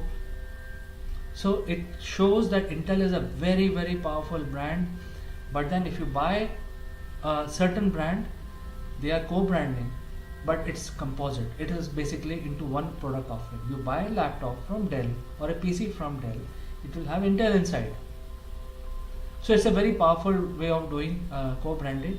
Co-branding, composite co-branding usually work in a situation where it may not be very good for all the situations, but it is good for a very powerful umbrella brand coming and then helping other smaller brands. So then there is no question of uniqueness or anything. The large brand will influence other brands. So at the beginning of the workshop I talked about Amitabh Bachchan. So it's a very good example of composite co-branding, because Amitabh Bachchan has a brand of his personal brand of his own. But then when he talks about Samsung, when he talks about a car, when he talks about XYZ, he is actually rubbing off his brand onto that brand. So Amitabh Bachchan's personal brand is huge. But then when he talks about Hyundai car, Santro, that I go to work driving a Santro, then his brand is influencing Santro. So this is an example of composite co-branding. It may not be relevant for all situations, all businesses, but yet it is one of the tool available for increasing your business. So summarizing this session of what to do when you're doing your branding. First, as I said, you have to look at creating your personal brand also. If you are a leader or if you are an entrepreneur, you are a leader of a team, you are a CEO, CIO, CXO, you have to look at building your personal brand. Many people tend to ignore it, but I think that is not the right attitude. You have to build your brand at par with your company's brand. So you have to ensure doing whatever it takes to build your brand, and that gives the confidence to your client, to your prospect. When they actually deal with a company, they know that this is a person behind as a leader in that company, and they recognize you as a person. So you have to keep ensuring that. Now, in nutshell, you also have to do your company branding. So you have to ensure that the company's logo is visible quite often, because if you're out of sight, you're out of mind, especially when you're a small player. If you're a large player, you will have a lot of budgets, you will have a lot of muscle power in order to spread your messages, flyers, and put board outside your branch offices and across the city, multiple offices. So they have more muscle. The problem is when you're small, then you have to ensure that you are visible. So there are different techniques we will talk about after the small quiz. We will talk about what are the different techniques to build your brand being a small business. However, your company has to ensure that their logo, their work is visible. That means the company is always moving. It's not stagnant. Then all of this, so what is happening? You're creating a hype, and then you also have an heritage, because the person's leadership team behind the company is also building their brand, sending their individual messages out, doing something else other than the company is doing, and things like that. So you're building a package, sort of a aura for running your company. And if you don't do any campaign, then the campaigns, how will you reach to the market segment? So you have to continuously keep doing the campaigns, keep running those campaigns to ensure that every second day or third day you're in the news somehow or the other. So we can come up with these ideas, and we can have an advanced course next week where you can learn about these ways of doing campaign. Fourth, very important, you have to keep the field motivated. When I say motivated, it's not only the client which is motivated, it's not only the employees which are motivated, it's not only the investors who are motivated. So when you keep your messages keep going out every second day, people start seeing your logo and your work, your innovation, your white papers, your new activities that you're indulging in. You found a new client, you announce it. You opened a new office, you announce it. You come up with a new idea, announce it. Why keep it to yourself? So by doing all of these different activities, you are actually motivating your clients in terms of clients, your employees, your investors. Hey, these guys are doing something, these guys are very active, these guys are very aggressive, and so on. And then by doing all of this, you will be able to connect to new people. You have your own connections, but then you keep building your network. And business today is about networking. So if you have a right network, you will be able to make money.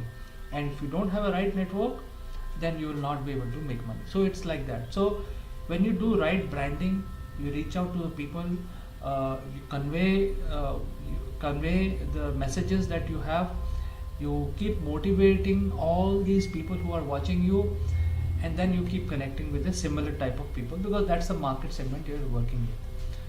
Above all, you have to be creative. You have to know exactly how you will do all of this. So you have to do in a very imaginative manner. You have to be creative, and then you have to be strategic, because you cannot keep repeating those things. Say for example, suppose you went on a whitewater rafting, you cannot continue that messaging for a month. So you have to at least apply some strategy. What will happen?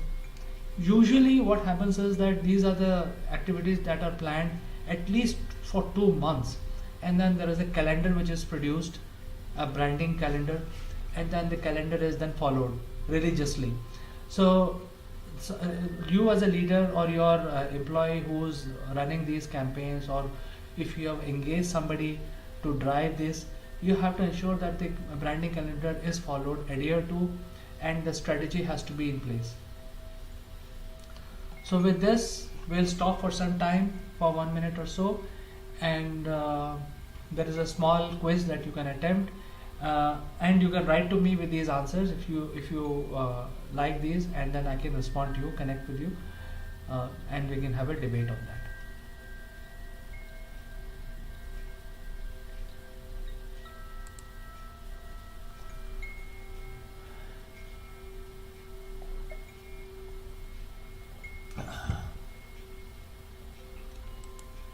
So welcome back, friends. We'll move to the next section, which is about the actual branding for small businesses and for beginners.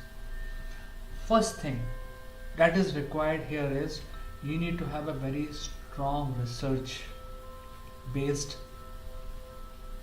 strategy. You see, when you're running your own small business, what makes you think that you can run this business? What makes you think that, say for example, if you open a restaurant, it will run? Because 80% of the restaurants fail. That's a reality. Not everyone succeeds. So there has to be a proper messaging that has to go out. That messaging will not go out properly if you don't have proper surveying capacity, a research based decision. Because you know that, say for example, let's go back to the example of restaurants. There could be vegetarian living in that area where you open your restaurants, and then you open a non-vegetarian restaurant. The chances are that this is a very simple example.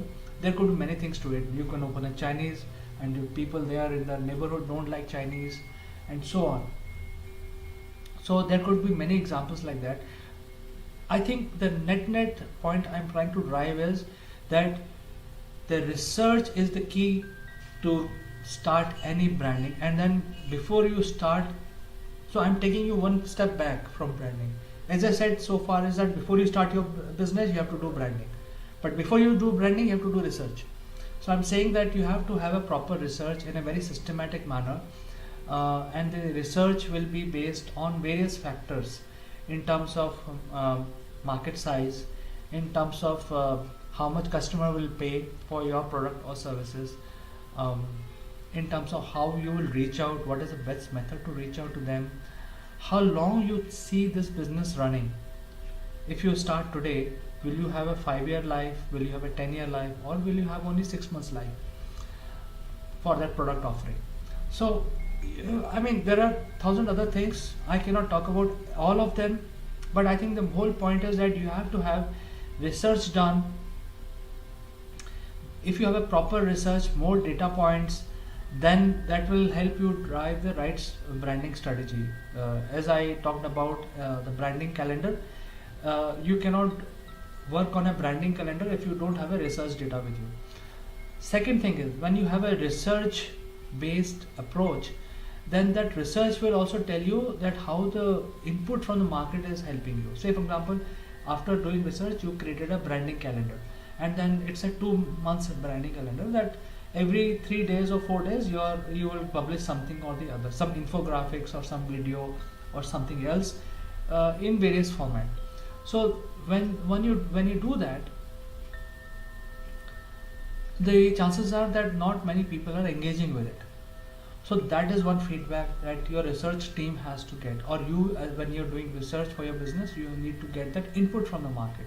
See, whatever you learn from me, or you learn from your experience, or you learn by talking to other leaders, will be of zero value if you don't hear from the market directly. So when you actually do your business, you have to ensure that the market has to give you direct feedback. You cannot get a Gartner report and apply that to your business. It is a good starting point. But when you build your business, you have to ensure that what is the market segment you're trying to reach out to, what is their feeling about you, and that feedback has to be there. That feedback will happen only if you have a proper research document with you. So I think before you start your branding, you have to do research, and this is something that I want to emphasize on. Collect as much data about the product, about the services, about the clientele, about the industry, as much as you can. Build a model. I'm not suggesting that you should use this model or that model, but have some data available with you, and then decide what messages you have to send out as a branding, and then decide when you want to start manufacturing your product or services. Having done your brand research, then you have also built a branding calendar, marketing calendar. Remember, I was talking about the feedback. Now the feedback will give you this kind of picture. It will be a SWOT analysis about your business. See, you have come out with an idea. You've done research whether this idea will be successful or not.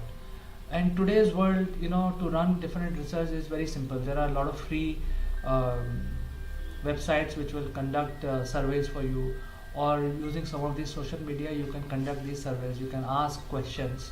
You can build a survey form and ask the question. So that could be one starting point. I'm not saying it's the best, but I'm just throwing some ideas. So for free, you can start doing some research. You can do it for some time, but this research will give you a lot of inputs. What people think about you, what people think about the product that you are trying to launch, what people think about the services. Will they pay for it? I think that's a very critical question which you as a businessman has to understand that. So all of these inputs will give you information to build a SWOT model. So some of you, in fact, everybody knows what is SWOT. SWOT is nothing but, in short, strength, weaknesses, opportunities, and threats. So what are your strengths which you will build, and what are the weaknesses which you need to reduce? So until unless you have a research platform, until unless you have a feedback mechanism by doing proper branding, you will not be able to build your SWOT model. So you build on your strength, so you know that these are my strengths and nobody else can match that. And if you identify your weaknesses, you have to continue reducing those weaknesses. And then if you come across an opportunity, you have to ensure that you capitalize on that opportunity. And if you come across a similar threat in that, try to avoid it, bypass it. So if you have not made a model, you will not be able to come out with a SWOT analysis. So I think it's very, very important, very step-by-step method of building your business. You first do your research, then you do your branding. The branding will also build a mechanism to get the feedback done, either through polling or word of mouth, or send people, or conduct some actual research survey. Put that data into your SWOT model. That will give you a clear indication of how much money to invest and what to do. So the whole idea is that when you start your business, you continue doing all of these activities, and that will help you succeed in your business. And if you don't do this, then the chances are things will be at luck. The success and failure will be purely on the luck basis, not really scientific in any way. Once you have built all of these models, then you build a branding hub, a branding strategy which will be running for forever almost. So you do your research. It's a continuous process, repeatable process. The research keeps happening. Then your SWOT models keep evolving, and then your branding will keep coming out of it. So usually what happens is that how do you take your messages out in the field? It could be related to the name of the company. Now your product offering is something related to education, but you want to call it your company name is something else which has nothing to do with education, like disco, that's it, right? So their mismatch happens, and that reduces your brand value. So you have to ensure that your name, your website, and your everything is properly designed in such a way that it sends the right message out. for the offering that you have. Then when you decide your logo, it should convey the right meaning again. You cannot decide a logo using your creative license and design a logo which is a mismatch to what you're offering. For example, I'm offering consulting services to startups and SMEs, and my logo is very simple. It's the name of the company. It's a very simple, well-spaced name of the company is my logo.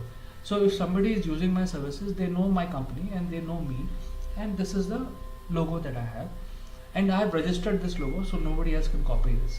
So things like that you should do, and all of this will be done easily if you have a proper research and proper branding mechanism in place.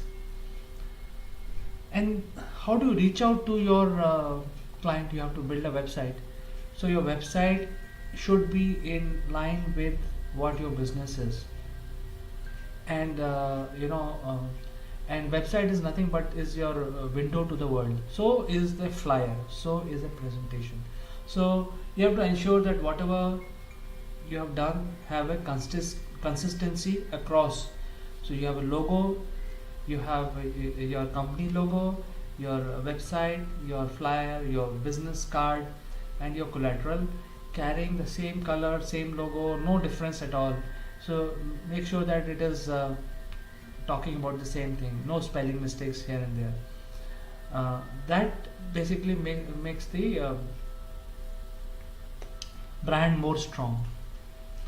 Now once you have established the basics building block of doing this, then you come to medium of what you will be doing. So if you are say for example, if you are running a small business which is servicing the close by clients, then you can choose various methods of sending your messages. You can use a banner, you can use leaflet flyers sent out to their houses, or you can also use social media, telling them, hey, I'm doing this XYZ. And there is no second thought about it. If you don't do advertising about yourself, nobody will know that you're here, you exist here. You have to tell the world. I mean, if you don't put a board outside your office, a small office, how people will know that you're doing this XYZ activity inside this office? So you have to talk about what you're doing. You have to ensure that you reach out to the client, telling them, hey, I'm such as a person, I'm providing these services. So you have to ensure that you can reach out to, depending on what clientele you're trying to attack. Choose your method of sending your messages. And in today's environment, you can actually advertise on social media. You can choose what you want to do, what type of age group, and so on.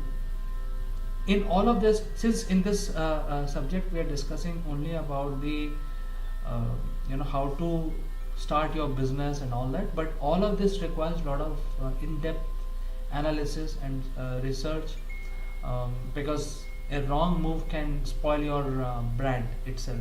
So you have to keep ensuring that you follow the best practices. You don't deviate from this practice. Even if you deviate, there has to be a proper thinking behind it, and it has to be done seriously. So you cannot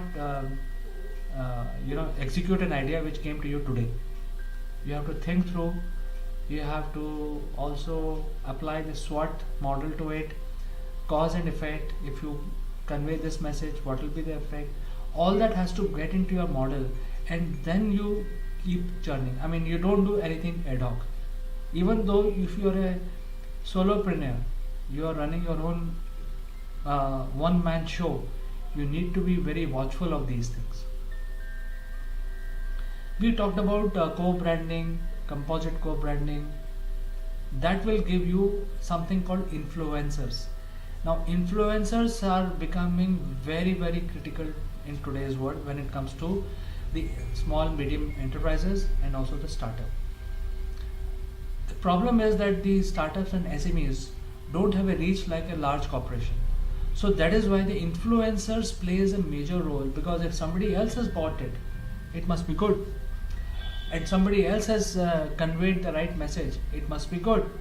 So things like that. So you have to ensure that you have roped in the right type of influencers, and you simply cannot afford to ignore this aspect of influencers, because that is a reality. You have to collaborate, you have to co-brand and influence your brand, because in absence of your brand being visible x number of times, if you don't have influencers, that limitation will stick onto you.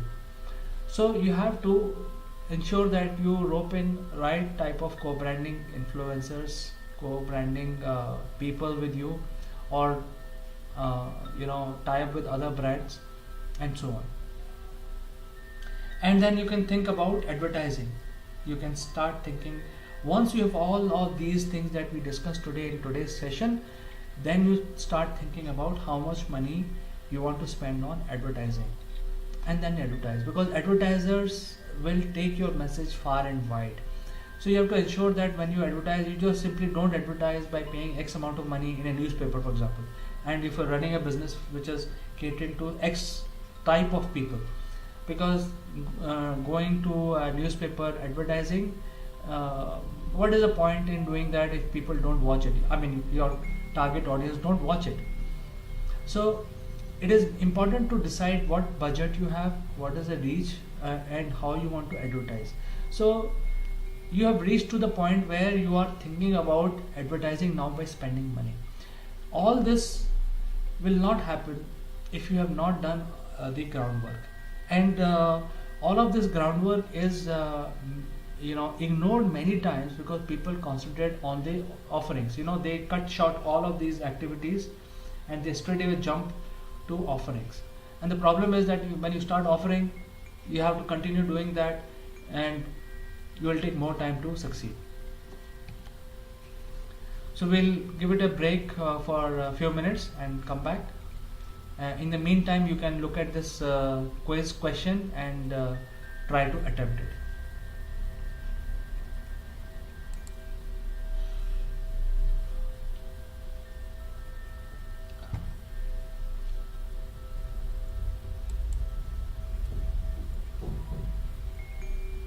Welcome back, friends.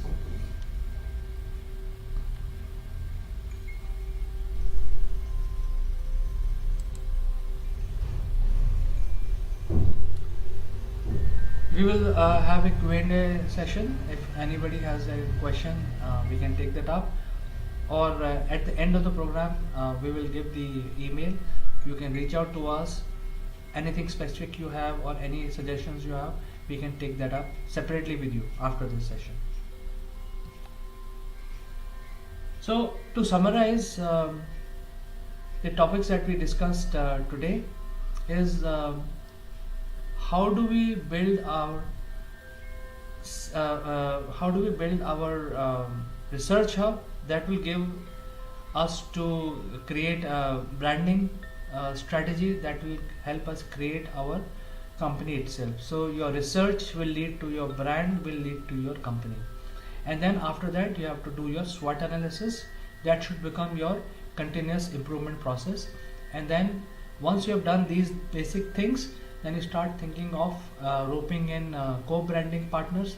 You can start thinking of roping in your influencers. You can start thinking of building your advertising strategy, and that will take you to the next step of the business. So next steps are much more elaborate, and in the next discussion we will discuss about how do you take this to create your sales strategy. You have built your company, you have built your brand, you have built your personal brand, you have built your co-branded strategy, you have also built your influencers, and you have built your advertising. Now the leads are coming in. How do you convert them? So if the lead keeps coming in, doesn't mean that it will convert automatically. You need to do something else to convert those leads, because otherwise those leads will be wasted. So you have to build a sales activities around those leads which you are getting because of your branding. Then you have to look at how do you monetize your brand itself. So that is a high level subject that we will cover in the next workshop. And over time, how you can diversify it into other businesses, because if you stick around to one business, the chances are that your business will go down after few years of success. So you have to keep diversifying and keep doing new things. That is a rule of any business. And then when you diversify, you have to keep building your very strategically driven marketing hub, so that your brand, your personal brand, your company's brand, your product offerings, your advertisers, all are part of that ecosystem. So next workshop we'll talk about that. Business is nothing but networking. So how to become a good networker? Because if you are a good networker, then you will grow, your business will grow, people will have faith on you, and so on. And last subject in the next workshop would be how to cultivate loyalties among employees, customers, and investors.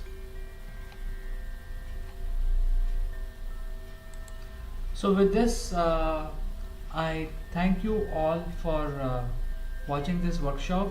If you have any questions, please write to me and I will take them up either in the next workshop or one-on-one. I will reach out to you, and we will see how we can address those challenges that you're facing. I will meet you in the next workshop. Until then, I like to say goodbye.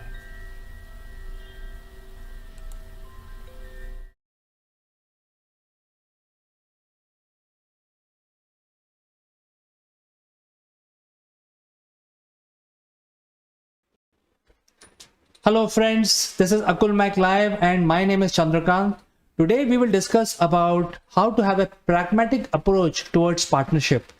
It is very important to have a very well thought strategy around partnership, especially now when we are forced to have a lot of partnership within our country as well as across the borders into multiple countries. So we will have a very distinguished guest joining us to discuss this subject. He's joining us from UK. I will take a short break and join back with my guest. Don't go anywhere. I'll be back in a moment.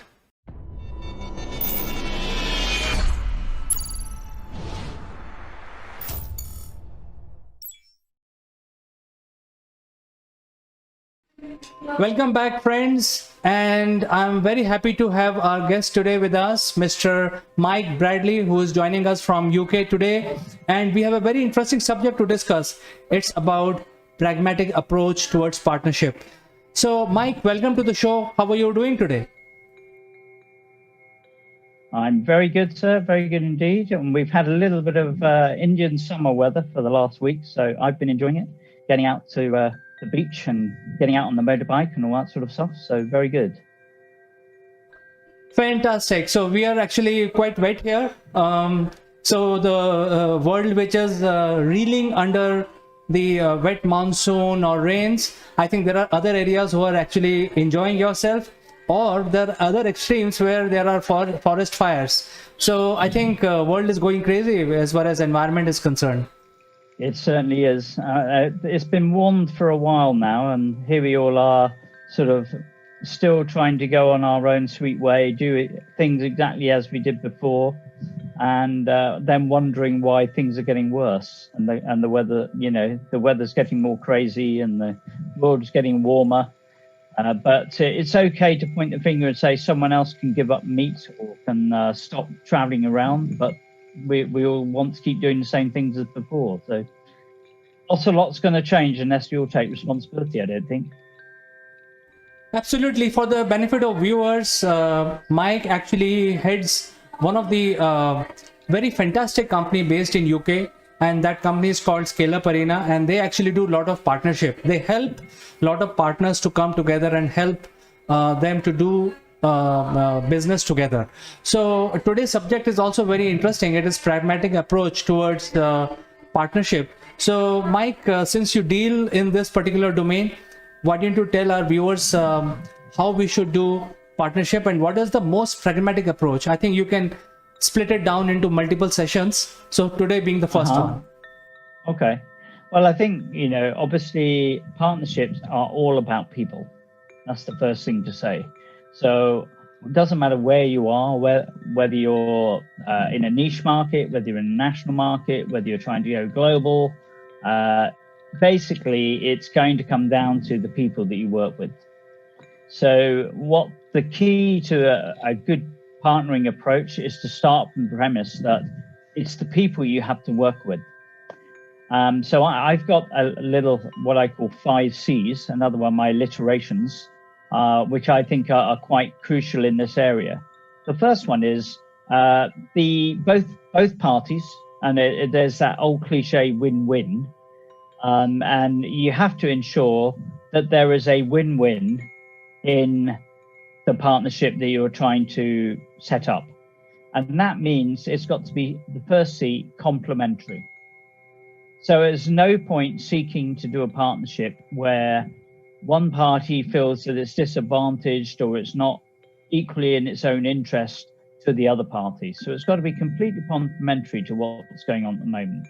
Doesn't matter where that is, what sector it is. It mustn't be seen to be competitive, and it's got to be seen to be helping to do the existing business plus incrementally add something extra.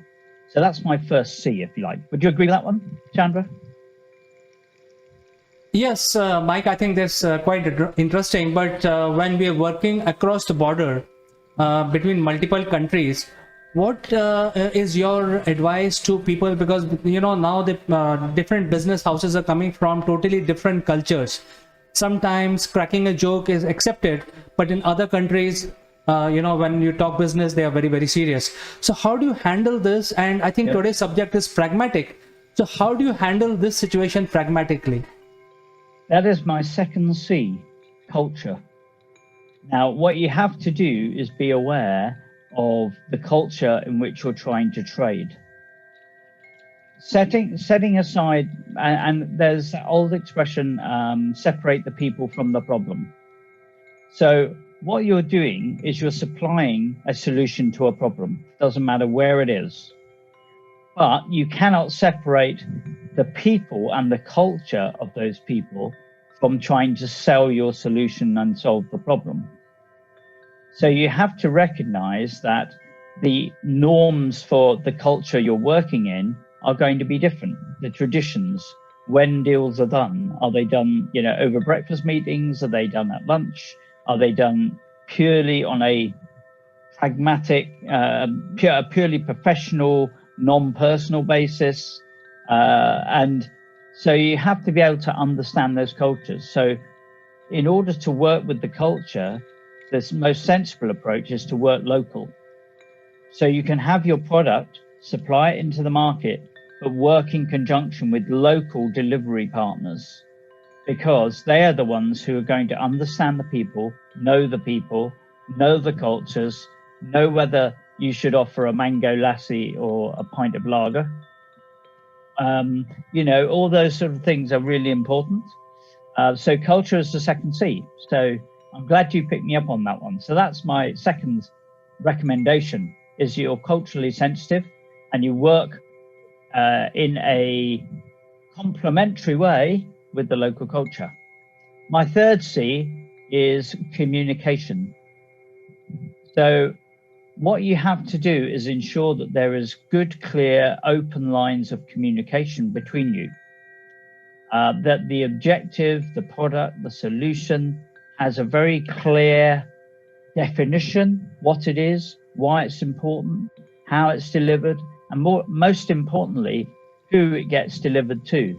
And you've got to very clearly ensure that the messages that go with the product fit the culture and fit the communication of that culture. Because we could, you know, and I think we see this between India and the UK. Sometimes the sentences that we put together in the UK aren't quite so straightforward when they're translated into the Indian culture, and vice versa. So it's very easy to misinterpret a sentence. So we have to really ensure that the communication is crystal clear, and what the proposition is and how it benefits and the deliverables it gives are clear in the culture and the language of the partner you're working with. Well, Mike, I think that is for sure very important point that you have mentioned today. But sometimes, you know, people don't have that exposure to get these 3 C's, learning on these 3 C's that you talk about, and these are, I think, the starting point of any partnership. What they should do? Are there any books, or is there any help available where people can learn? I mean, for example, India is okay; it's not very bad. But if you go too further east, it can be really, really, really bad, even for Indians, because we don't understand Japanese culture, we don't understand Chinese culture, Korean, what they like, how they sit. When you're walking and not looking at them, does it mean anything? Does not mean anything. So we don't know. So I think we can be cool between UK, US, and India, where we don't care about these things, but then there are other people who actually care about these things. So is there something like this available? And you already mentioned that we work with a local partner. I think that is one stopgap. But then again, how do you handle the local partner also? Because the local partner will also be from that country. So I think that's a challenge. How do you handle this whole situation? Yeah, I think there's, and that comes down to the 4C, funny enough, which is contacts. So what you do is you're establishing the contacts within the partner. You probably need to identify the person who's going to be your inside sponsor, your inside contact person. You build up rapport with that person. You then start to understand how each other work and what the solution is and how it's delivered. But also there are, if you're going to, shall we say, a very different culture, there are training sessions and there are online courses that you can take to say, if I'm going to do work in Japan, what do I need to understand? And there are courses for that sort of thing, and they're all online. It's very easy to get familiar with, say, the executive level approach, or how people interact with each other, how contacts work, how you trade, when do you ask for the order, or do you not ask for the order? Do you offer something else? And then they say, oh, yes, I want 3 million of those. And you say, yes, fine. So again, it comes down to contacts and building rapport. It's all about the people. At the end of the day, it's between 2 people that the deal's going to end up working. So we have to be adaptable. It's something I think you can learn. It's a form of, I suppose you could call it cultural intelligence as opposed to emotional intelligence. So I think you can develop cultural intelligence. The more you travel, the more you work, the more you realize that there are a lot of similarities between people across the world, and there's fractional changes that are important, that differentiate the different cultures, and you've got to be sensitive to those, be open, willing to learn, etc. And then, of course, the final C is clients, because ultimately, to make the partnership work, you need to actually identify who are the best clients to go after with that partner.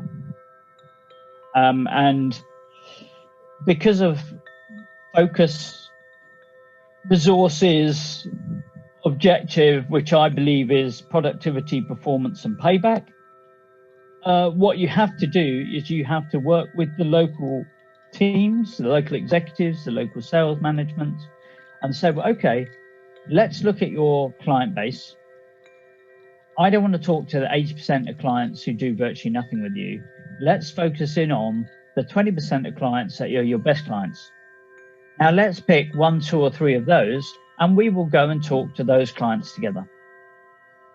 And initially it's like, I will do the pitch because I know my product. Over the course of time, you'll get the hang of it. And then you can start using and telling people about the product as well. Because initially there needs to be a lot of support around the solution, how it deploys, etc. And this can be a future session. We can talk about the 4 pillars, and we can also talk about how you accelerate the growth. But it comes down to clients, comes down to focus. Don't try and talk to everybody because you're not going to win that.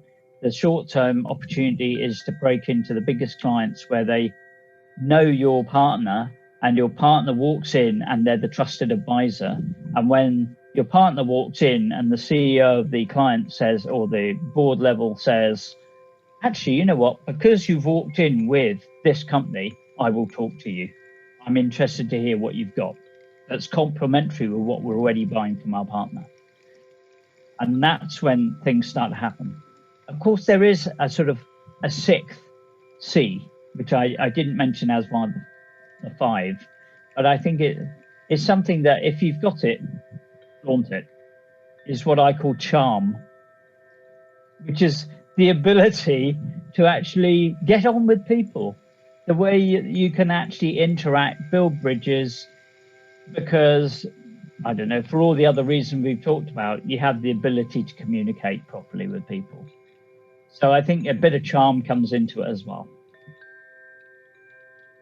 Well, Mike, I think sometimes asking for order can be beating around the bush always, because you don't understand, when to ask, what is the timing, what is a right process, ways, so you're always beating the bush. I think this is a very interesting subject, and we cannot finish this in very short period of time. So we will continue our discussion next week on the pragmatic approach towards partnership with the people, by the people, and for the people.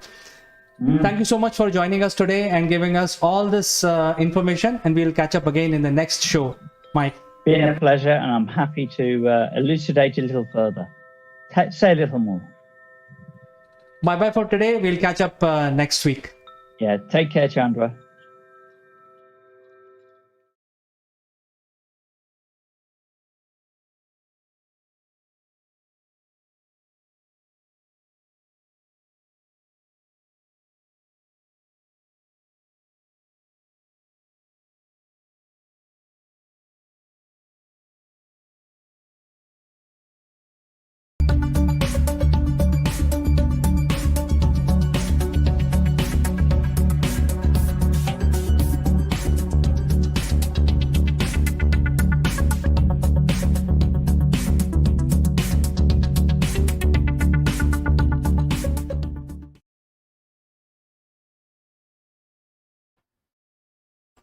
Hello, welcome to Akulmach Live. I'm Kanchan Verma, and today in this episode, you know that we take you to places, and they are beautiful places of the world. And today also we are taking you to a very wonderful place of the world, which is Patliputra, or we also call Patna in modern times.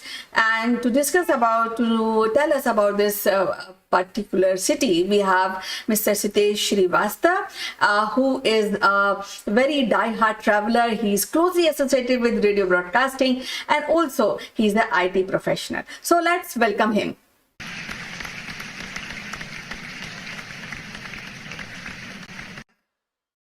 Welcome to the show, Sitesh. How are you doing today?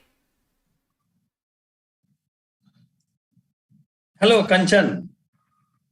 This is a wonderful day today to talk to you about another interesting place, another interesting city, a modern city which has its roots in antique, probably very, very ancient times.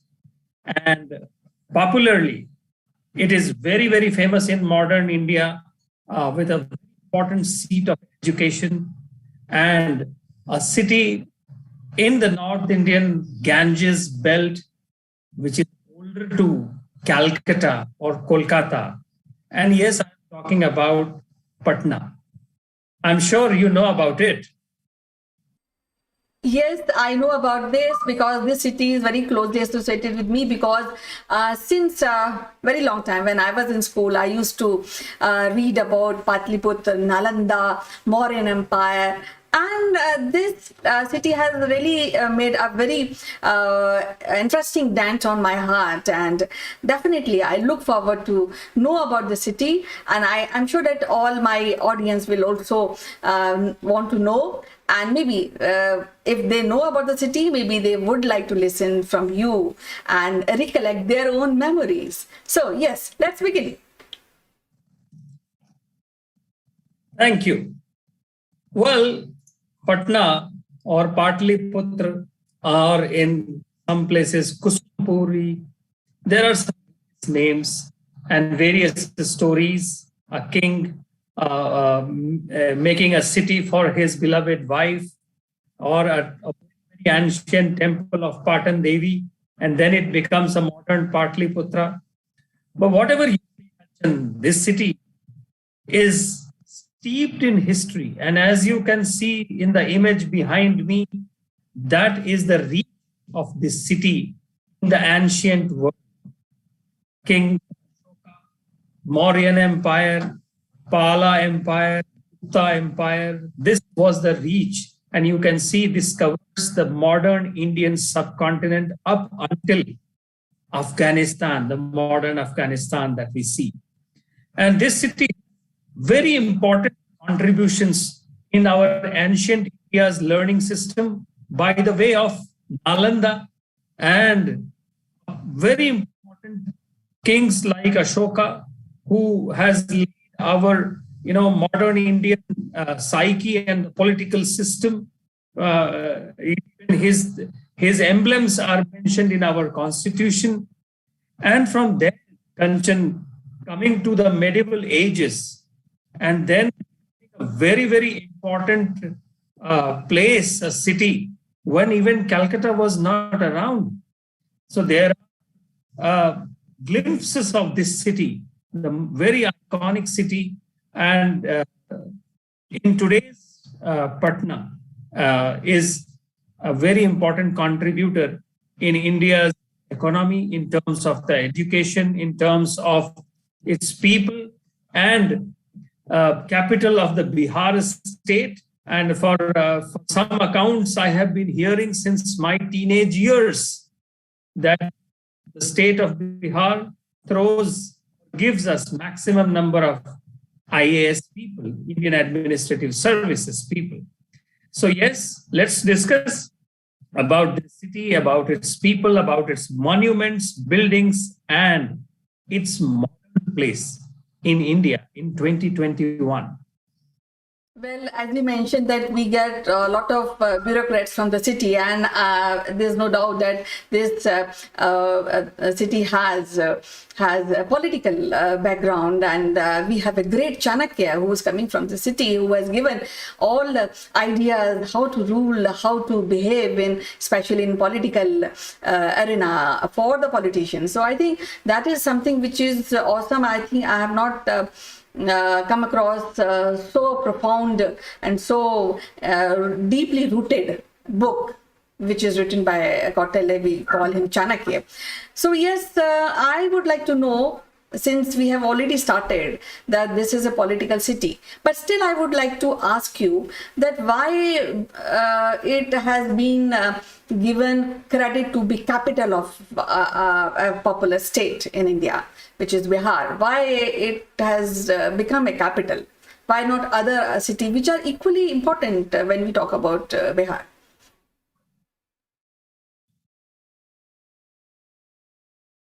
Kanchan, let me take you to somewhere in the 1500, year 1560, 1550, when the Mughal Empire was taking establishment in this Indian subcontinent. And as per reports, in 1574, Emperor Akbar had reached to Patna region to combat the rebellious Afghan leader Daud Khan. I mean, from those Middle Ages, the Mughal Empire has got very unremarkable kind of a history in the Patliputra or Patna region. But Sher Shah, the one who actually challenged Humayun, the second Mughal emperor, and he actually, pushed him away back into the Kandahar or Afghanistan regions. He belonged to this area of Patna, and Sher Shah revived the glorious past of Patna. There he built a fort which does not stand right now. There are mosques which are in its name. But in the modern Indian context, you must understand, Kanchan, the geographical place of Calcutta. And 1574, as I said, Calcutta was not found. And Mughals were trying to reach to the Nawabs of Bengal, which will eventually, they will claim freedom from the Mughal suzerainty. And Patna was very important place for the trade, and lots of trade was happening. And Patna also stands at the, I can say, the Ganges River. And throughout the year, people can do the trade via boats. And it still happens on that plain. There's a Mahatma Gandhi Setu, which is the Asia's longest foot over bridge, almost 5.5 kilometers. During the English or the British times, Patna had become an important power center after Lucknow, after Delhi, to manage the Bengal presidency of the British. And it was governed from Bengal, Patna place. And, until the British found the port city of Calcutta. And Patna is also very important in terms of its Buddhist connections. Lord Buddha found his enlightenment just 100 kilometers away from Patna in Bodh Gaya.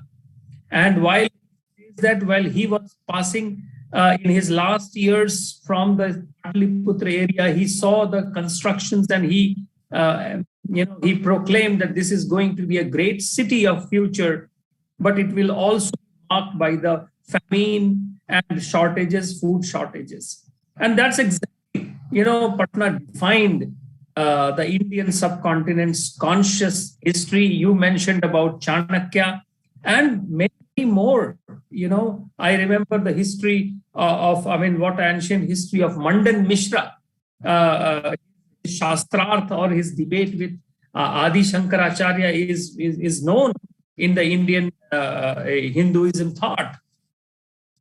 And Patna, in the modern context after independence, Kanchan, Patna has evolved as a city which is the seat of the Bihar state. I used to stay when it was part of undivided Bihar, when Jharkhand was not there. And I have seen some of the glorious parts of Patna, and I can tell you today, it needs to be revived. It needs to be brought into the national conscious of the youth, what Patna was, what Patna is, and what Patna can be. Well, definitely, because the city is quite an ancient city. It's a center of education. It is a center of political ground for many great kings, like empires also, because world famous is modern empire. And I think Patna has to be, as you mentioned, it has to be revived. It should be taught, and young people should get the idea that from which culture, from which traditional educational background we have emerged, and how the city has contributed towards making of the modern India. Because as you mentioned that most of the bureaucrats come from the Bihar. So I think we and the policymakers and the planners should think about it, and should give more weightage, more thought processes, and mindshare should be cultivated for Indians to know about this particular city.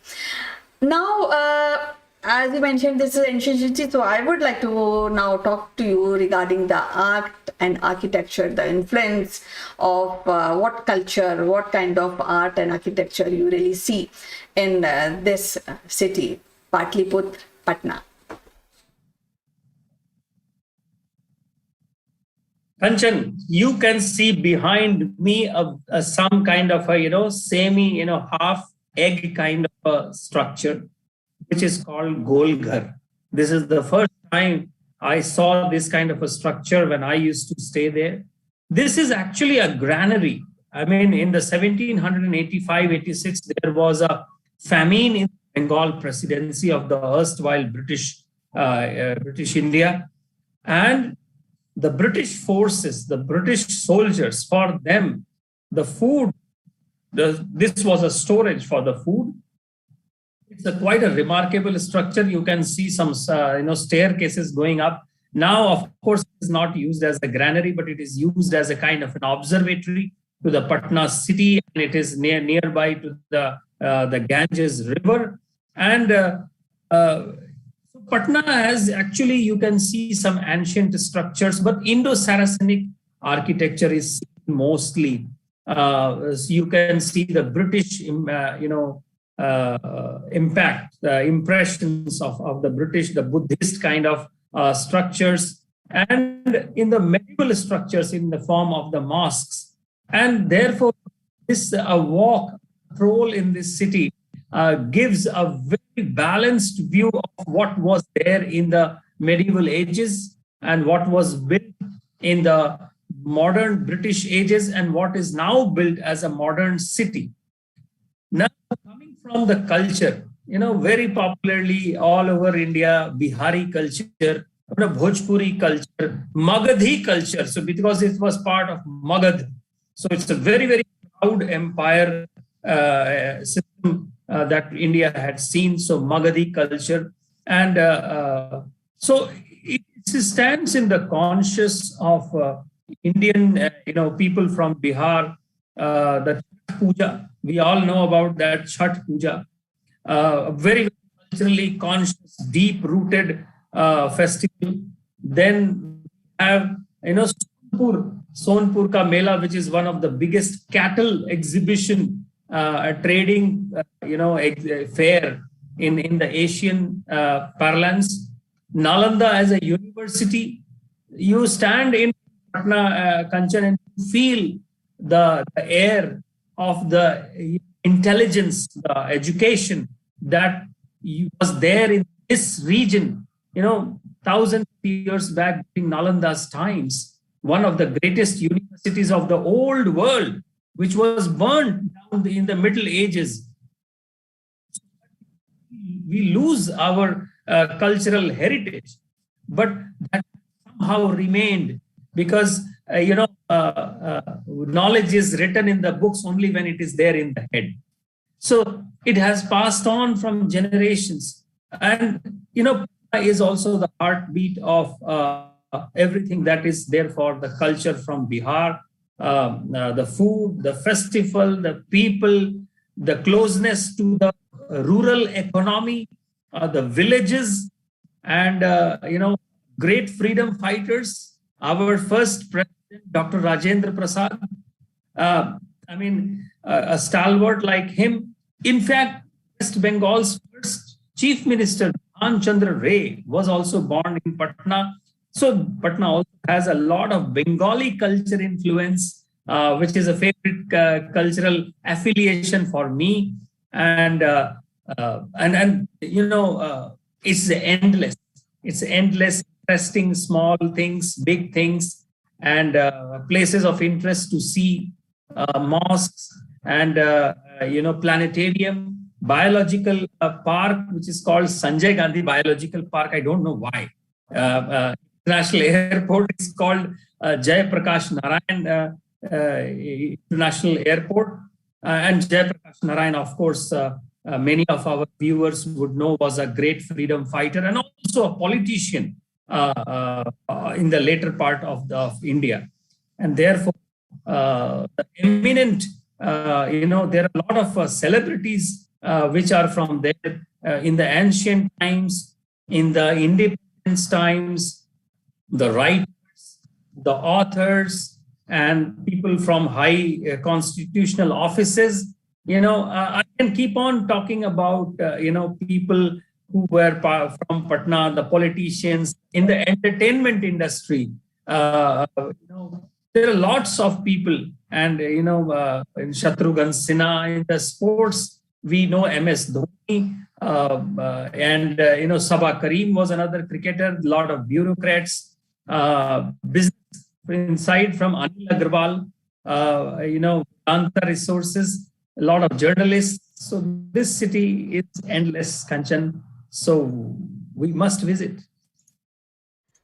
Well, definitely the city has a lot to give, and people should really start taking Patliputra and Patna more seriously. And you just mentioned that Nalanda at once upon a time was burned, but then knowledge was there, so it kept on through the mind share and through the verbal. It kept on going, and still we know what subject are being taught in Nalanda, and we are still in sync with those subjects. But here I think that anybody who is against change or anybody who is against knowledge will do these kind of act, like burning books or destroying buildings and art and architecture of any city. As you know, everybody knows Patna and Patliputra has a long history, and I'm sure that many travelers must have visited the city. So let's talk about how the city demography is placed in this modern time.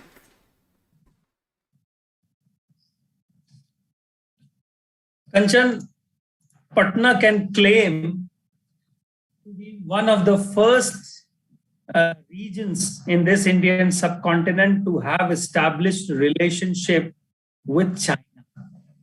Today, the world talks about China and its might and its manufacturing power, but probably our Buddhist monks understood during Ashoka's times in India the importance of China. And we see the visitors like Fahian, I think Fatian, who came from China. And I have read that Ashoka's children, they became Buddhist monks and they carried Buddhism to the China. And so that is something, a cultural assimilation of one more traveler, Megasthenes. Megasthenes has written vivid, his travelogues when he visited the Pataliputra region and Indo-Greek ambassador. How come people would know? Just think about it. In those ancient times, how would knowledge travel from one place to another place that some scholar or a traveler would start, coming down and visiting and staying there? So that's something, a glorious past that the Pataliputra or the Patna region carries.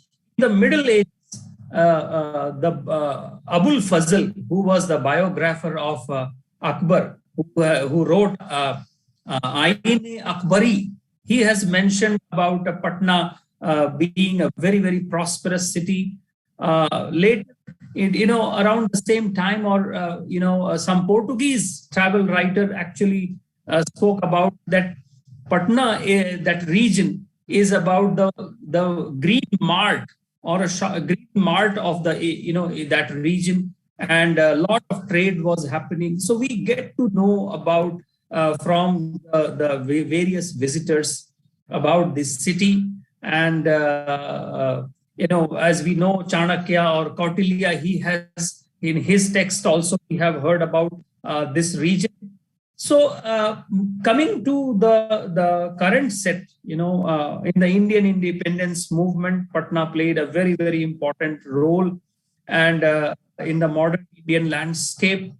And in coming from the institutions that this city has, there is an IIT Patna, and then there are a very known college, Anugrah Narayan Singh College, and others as well.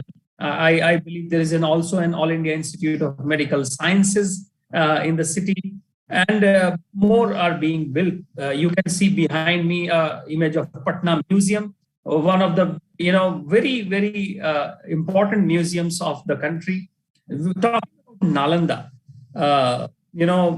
I feel, Kanchan, I want to share, we have seen in the agricultural context that once a harvest is done by the farmers, many farmers in the old agricultural way of,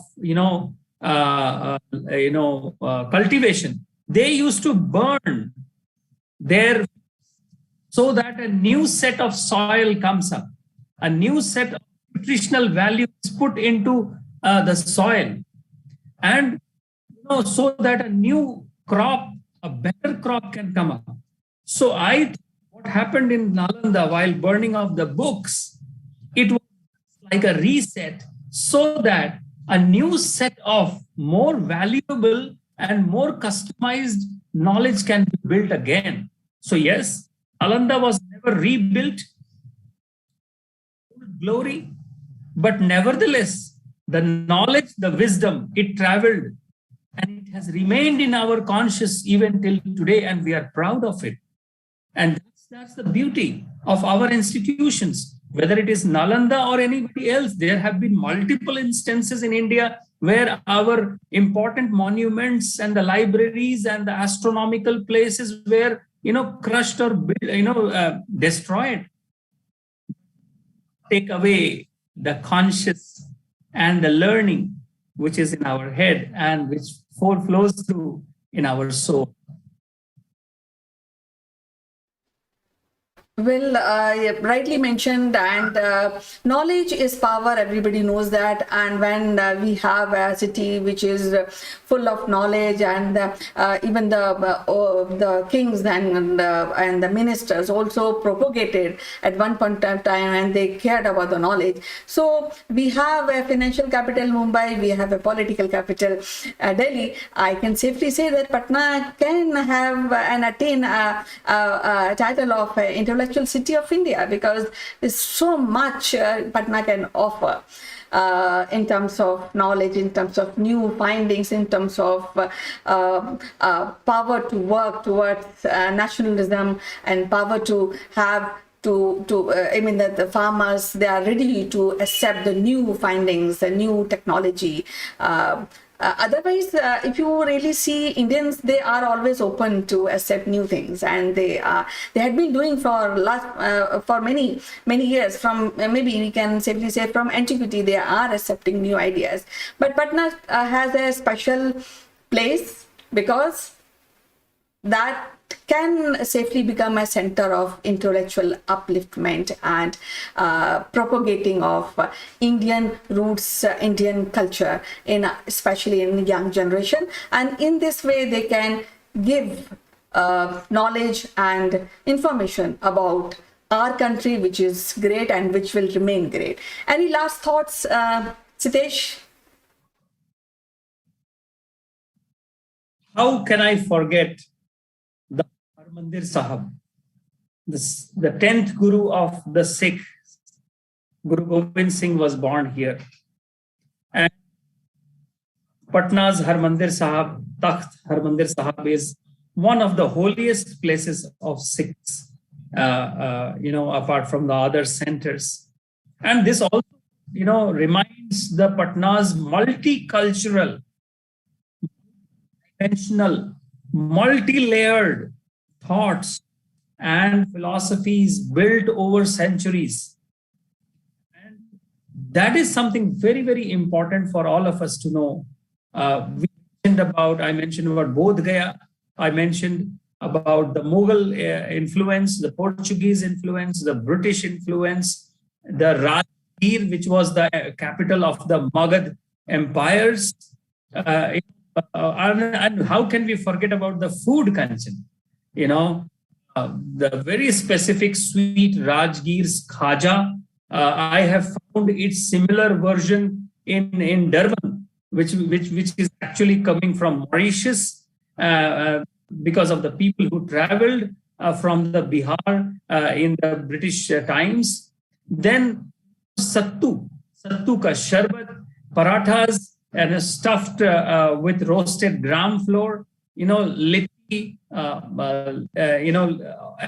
and there is curries, but you get all kinds of food in Patna city. Very, very, full with energy, full with, people are aware of their cultural heritage, the pride, and I believe the modern young, professionals would do much to the Patna city as well as their state.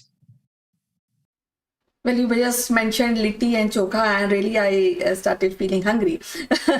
But anyhow, I would like to know how you will summarize the city in one sentence.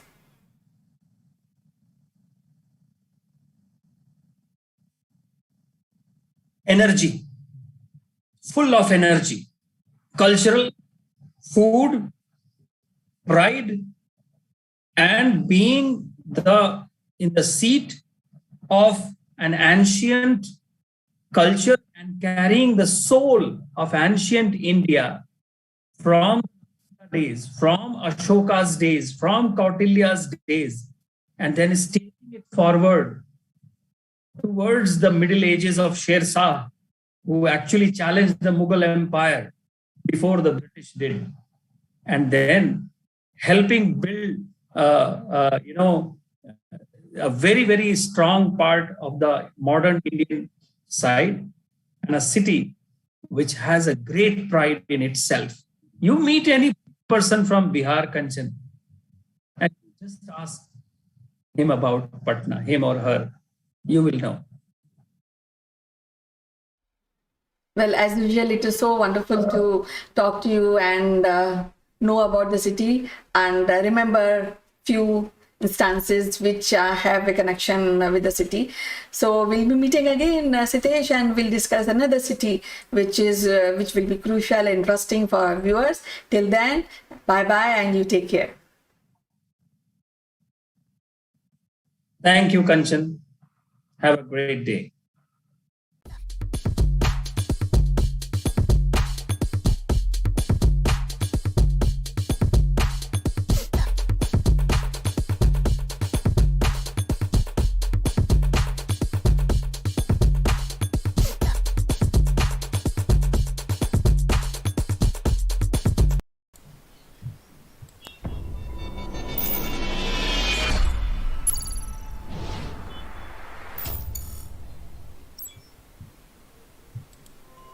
Hello friends, this is Chandrakant from Akulmach, and we are very honored and pleased to have a very distinguished guest on our show today.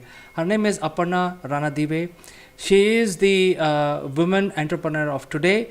She is actually wearing 3 hats at the moment. She is CEO of a company called Practical Magic and Advisory Services. She is also co-founder and CEO of the Gateway to India, and she is also executive director of Global Chambers of Commerce, Mumbai edition. So I wonder how she is wearing so many hats at the same time, and how she shuffled between changing over one hat to the other. But I think we will know her journey of leadership.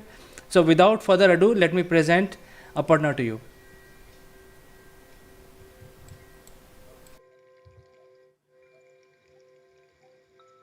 Hi CK, good afternoon, and thank you for welcoming me to the show.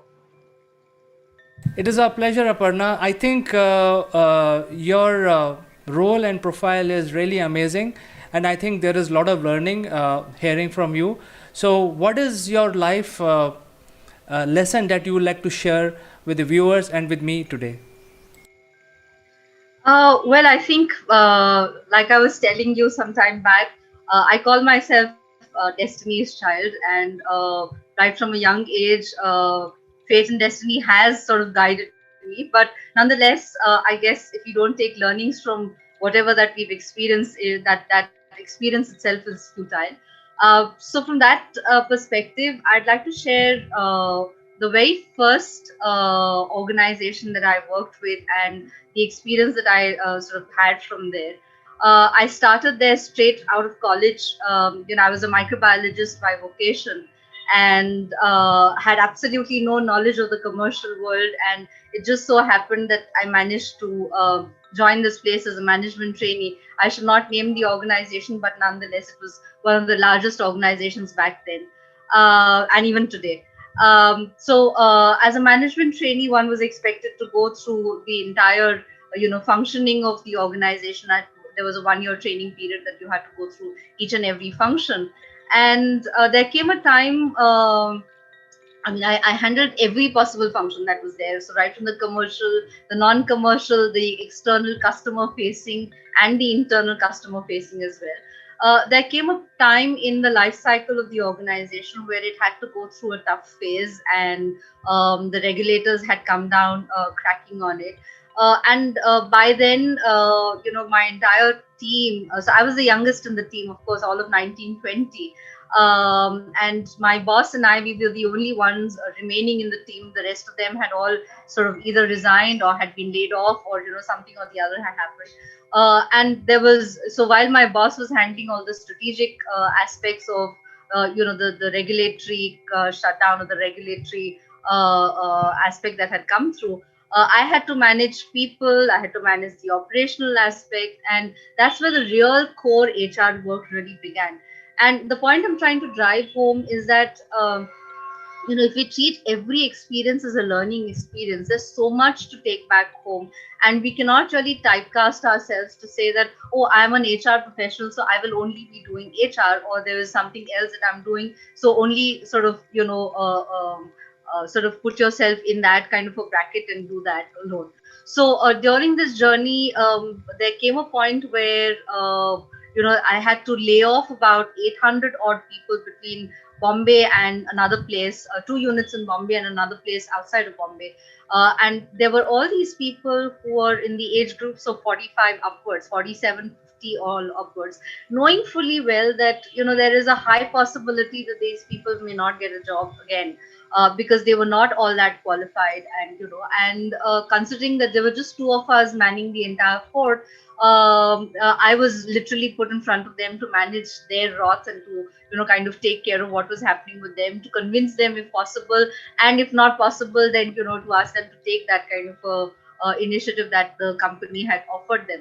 But there came a point where they all felt that I was also a management stooge, because I was running between that company and the parent company, trying to work the best deal for them, and in terms of numbers. So from a learning perspective, I think it would have been one of the best learnings possible for handling of crisis, to maintaining your mental agility, to maintaining your emotional balance, to being able to be diplomatically suave and smart, so that you maintain the secrecy of what was happening back in the management team, and at the same time ensuring that the message does not get diluted and the work gets done the way it is supposed to get done. So I think from that perspective, for a 19-20-year-old, there could not have been a better learning than that. And I sort of treasure that, because while doing all of this, I was also dealing with the topmost management of the parent company.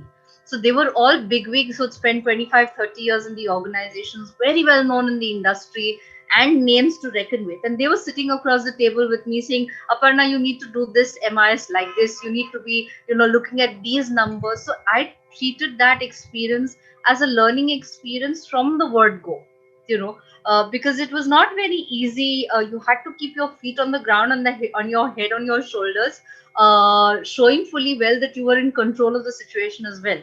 Because otherwise, they could have easily, taken me off and put somebody else who was smarter there, and ensured that the job got done. But I needed to be there. I had taken that responsibility on my head. So it was all today when I look back, I think that was one of the sort of grounding lessons that I had in life, my very first job in my career, and that came in very handy when I was doing as I was growing through my career in life, and handling many more stressful situations as well. So yeah, I think brilliant learning. Well, Aparnaji, I think this is a great story that you have told us from just one of the leaf from your illustrious career. And I know when you speak like this, I know I can relate to myself also, and many people like me who would have gone through this such a experience. Seniors sometimes throw you in cauldron and ask you to fix the issues, and then you have to think on your own, find solution and find a balance. So, and right now you are basically a very well accomplished professional, but obviously you did not become what you are today overnight. You have gone through the grind, and this is one of the story of a grind which you are sharing with our viewers. So what is the major learning you think you got at such a early young age and early part of your career? So I think first and foremost, like I was saying, that the presence of mind, your emotional and mental balance, because you should also remember that my So I'm a very as an individual, as a personality, I am a fairly sensitive person, and I tend to episodes in life, they kind of remain, they make an impact on my mind and my heart. And sometimes I do take decisions based on certain emotions that play in. So my father had been he had faced with a similar situation when I was still in college, or rather I had just about started working. And the moment I was, sort of signing off letters or having these conversations with these 800 people, every time my father's face came in front of me, that I don't know what he must have gone through, looking and thinking about two young daughters who were there, and a relatively sick wife to take care of, and to have gone through an episode like this in life. I think it's not just socially, back then it was nothing to do with your social image. It was more about sustenance. It was more about, so I had to keep all of that aside while that was still playing on my mind. I had to keep that aside, and I had to think about these people there. And think like a professional, make sure that what the parent company was giving them was much more than fair, because like I said, they would not have possibly got jobs after that, or some of them did get jobs. Making sure that they got recommendation letters right, they making sure that everything that was being promised to them was delivered to the last T. And to top it all, imagine the kind of emotional stress that one goes through, that a building, an organization that has given you your first 3-4 years, you've given your first 3-4 years and your learnings, you have to actually walk out of that door, and you're the one who's putting the lock on that door. I think in terms of emotional duress as well as emotional strength and mental strength, I don't think there would have been an episode stronger than that, or more fierce than that, to have taught you that what needs to be done in life needs to be done. What professionally you have to do, you have to do. Everything else is secondary. At that point in time, your karma is what you're supposed to be dealing with, and doing it. Later on, of course, I went through my own piece of emotional turmoil and all of that, but at that point in time, I could not have possibly shown it to anybody, neither the people on the floor. And at 19-20, to do that, I think was in itself a huge thing. So from that perspective, I think the learning that one gets is definitely resilience, definitely endurance, definitely presence of mind, and your mental and emotional agility and strength.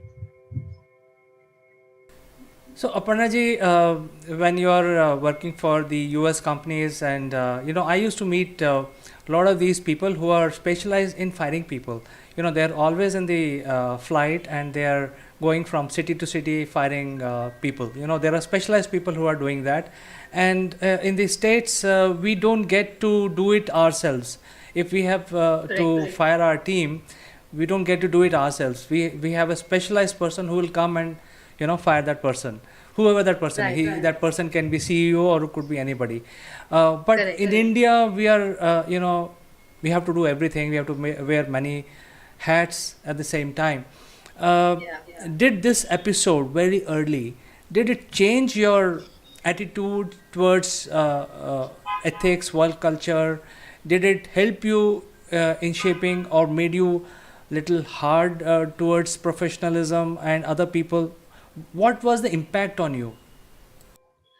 I must say it did have a lasting impact, for the simple reason that, one is, it definitely hardened me to that extent.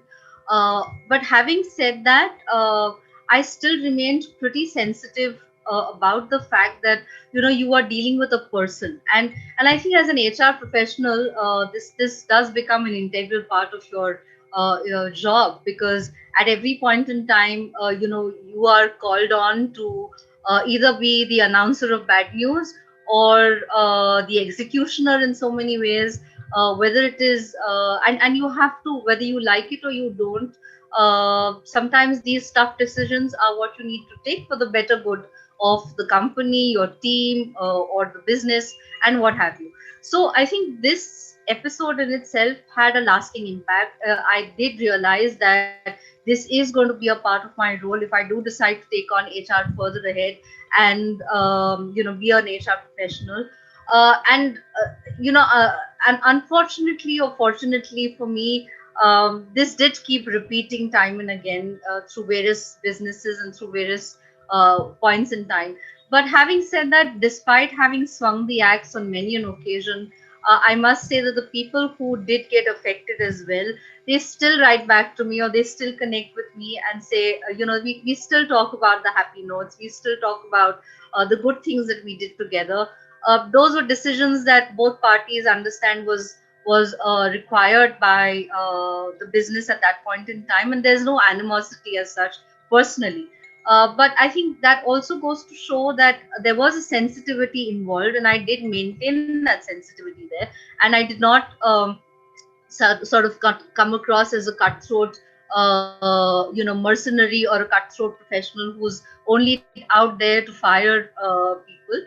There were certain times that we did take those opportunities to outplay certain people, to give them my own personal contacts and make sure that they did get opportunities elsewhere as well. So I think it did teach you quite a bit even further on. And yeah, so that's how it went. So literally it prepared you for life. So I'm sure since you have so many activities right now going in your professional career, I think you are very cool with asking people to leave, probably if they are not adding any value. I'm sure you can do that now. Well, I hate doing it, but yes, I make no bones in. I make sure that I give opportunities enough for people to mend their ways. But if there is, when you see that despite opportunity, despite guidance, despite that uh, coaxing, despite all the kind of cajoling that you can do, if the other person is not willing to pull up their socks, is not willing to deliver as per a requirement, then unfortunately that's the last resort left, and you have to do it. And if you have to do it, you have to do it. So there's no other way to looking at it. And I can't say it's easy. Even now, it is very difficult. Even if it means firing, asking the maid at home to go back and not come from the next day onwards, I think I find it extremely difficult doing it, because then I keep thinking, should I have been more patient? Should I have, been a little more tolerant, or should I just have what I did was right? It plays on my mind for quite a long time. But at the same time, I know what ultimately I have done is the right thing and the best thing to have been done in that point in time. So yes. Well, I think there is a lot of learning for the viewers, and personally for me, I think hearing this incident, and you mentioned very powerful words that you are in touch with those people who you had to lay off very early in your career. Obviously, when people are in their 30s and 50s and 40s, they know exactly it is not you who are, you're also one of the employee, and you're just carrying out the objectives of the organization. So I think that is why the animosity is not there, and you are in connections with them, and you carried out your responsibility as a professional. So I think the learning for us, all of us, is that you got to do what you got to do. You don't want to shun away your responsibility which has been given to you. And as Aparna ji said today, karma. So it's also the Krishna said that you do your karma, and you don't think about anything else. So it was pleasure talking to you today, Aparna ji, and catch up with something more interesting very soon in the next episode. Pleasure was all mine. Thank you so much for making this discussion as interesting as well.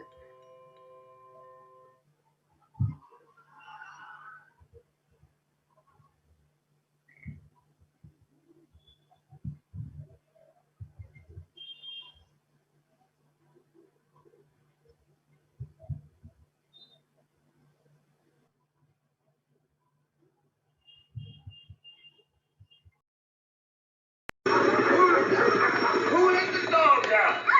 Who let the dogs out? Who let the dogs out? Good morning, Neville. Good morning, CK. Very cold day in London today. It's calm in India as well. We have today's 23rd day of the lockdown. We have some more days to go, but more important thing is today's alphabet Q that we want to discuss. So what do you think Q stands for? Well, you've just said it. What do you mean? Well, you just said it again.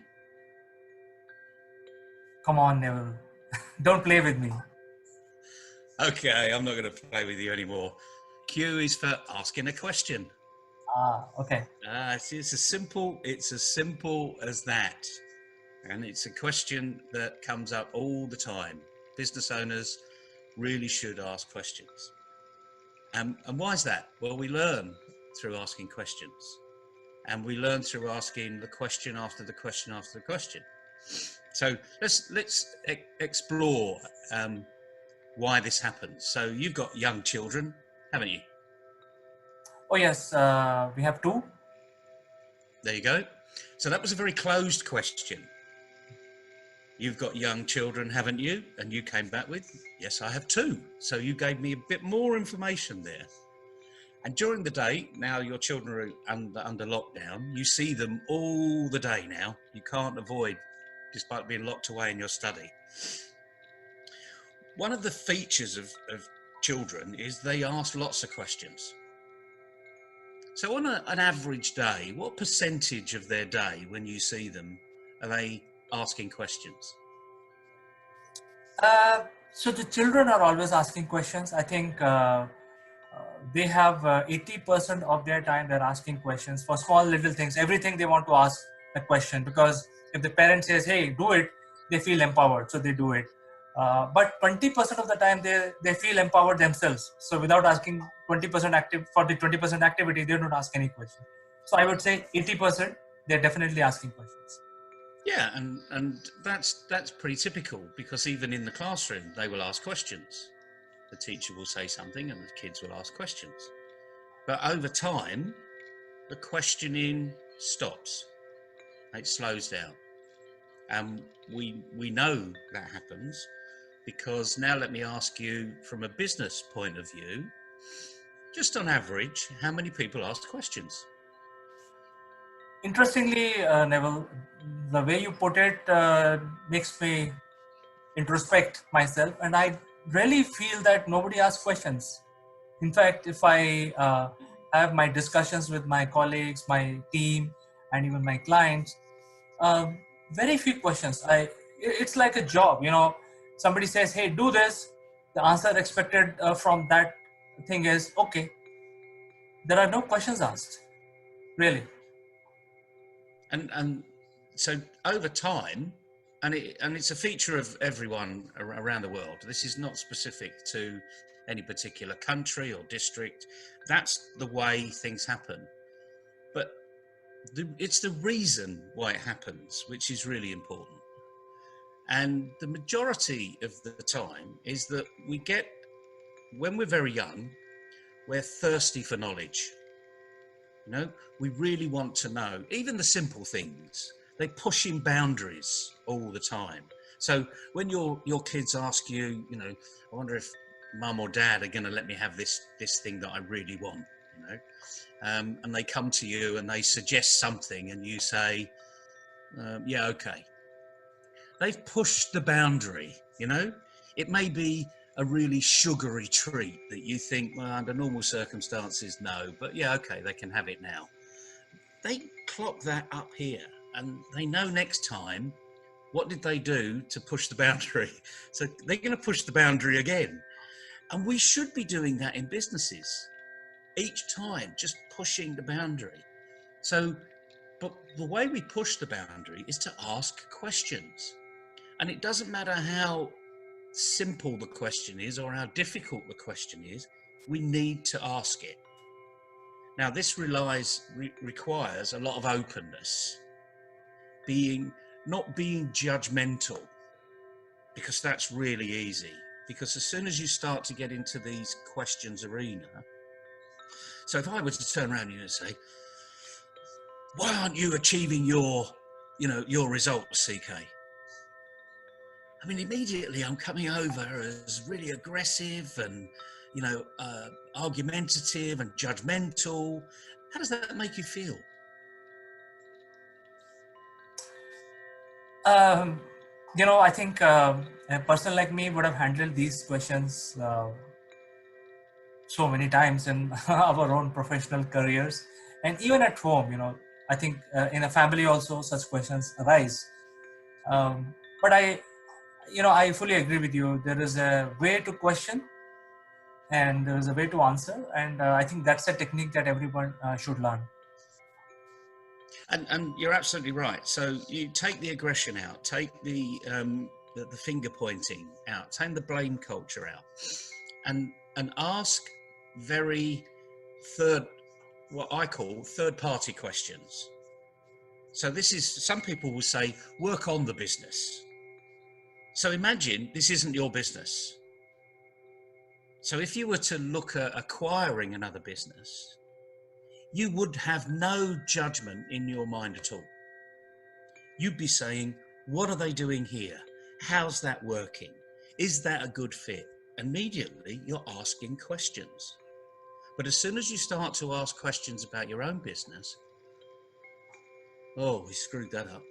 Oh, we didn't do very well there. And the body language changes. So this is about what happened, not what did you do? Why did that fail? Those are real judgmental questions. So it really is an issue of forming the right question, having the can-do attitude to be objective. So when you've done a project, have a review. What went really well? What could we have improved? That's not being very personally critical or saying to anyone in the team, that was your fault. Even if it's good news, So the good news and the bad news will come out anyway, but it will be non-judgmentally. I'm not saying this is easy, because if you've done it a different way all your life, guess what? You've got to change, which may be more difficult. But you can practice that, and you can practice that on your kids. So what one thing, if your son comes up to you and said, can I watch more movies, Dad? If you were outside the yes and the no, what could you say to your child that would get him to think? See, putting you on the spot again. You see, you don't get off lightly here. So like the kids are doing negotiations, I think we are also doing negotiations. We'll say, okay, only one movie, not more. So it's like we are saying, yes, go ahead and watch your movie, but restrict to only one. So we are setting the conditions. Okay. What about letting your son set the conditions? Oh, they do all the time. They are the ones. Of course they do. But what about when you say, he says, Dad, can I watch another movie? And you say, well, why do you want to watch another movie?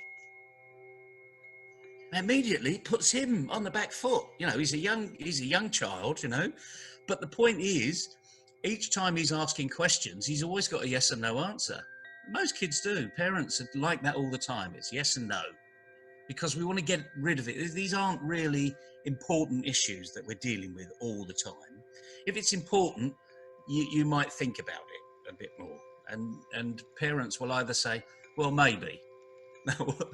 What's maybe? Maybe's not an answer at all, actually. In fact, my children would turn around and say, well, that means no then, because you haven't made a decision. So if you were to ask, and let's take it away from the children, let's take it into the business now. And an employee comes up with, here's the answer.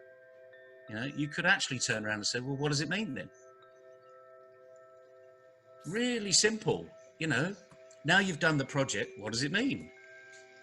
And by that way, you're getting them to think and getting them to grow. So we can do an awful lot internally asking questions, so that the next time they come with a prepared thought process. Because if you're going to consistently say, so what does that mean? You know, if you were to do that again, how would you do it better? Immediately, you know, they're getting to think. More importantly, you're getting them engaged. And the more engaged your employees get, the more productive they become. They actually feel as though they're not just salaried and they're not just taking their wage every month, they're actually contributing to the organisation. So asking questions internally and be very open with the arena, you know, not argumentative, you know, not poking the finger, not being dictatorial. Asking, so what's happening? Why is this happening? What could we do better? Where did we go wrong? How can I help you improve next time? These are not, you know, not difficult questions to think of. And if you struggle with them, then go and write a few down and say, is that argumentative? You know, am I pointing a finger with that question? And practice it a bit, you know, and the more you practice, actually the easier it will be. So we're back to that little P again from yesterday, you know, practice, practice, practice.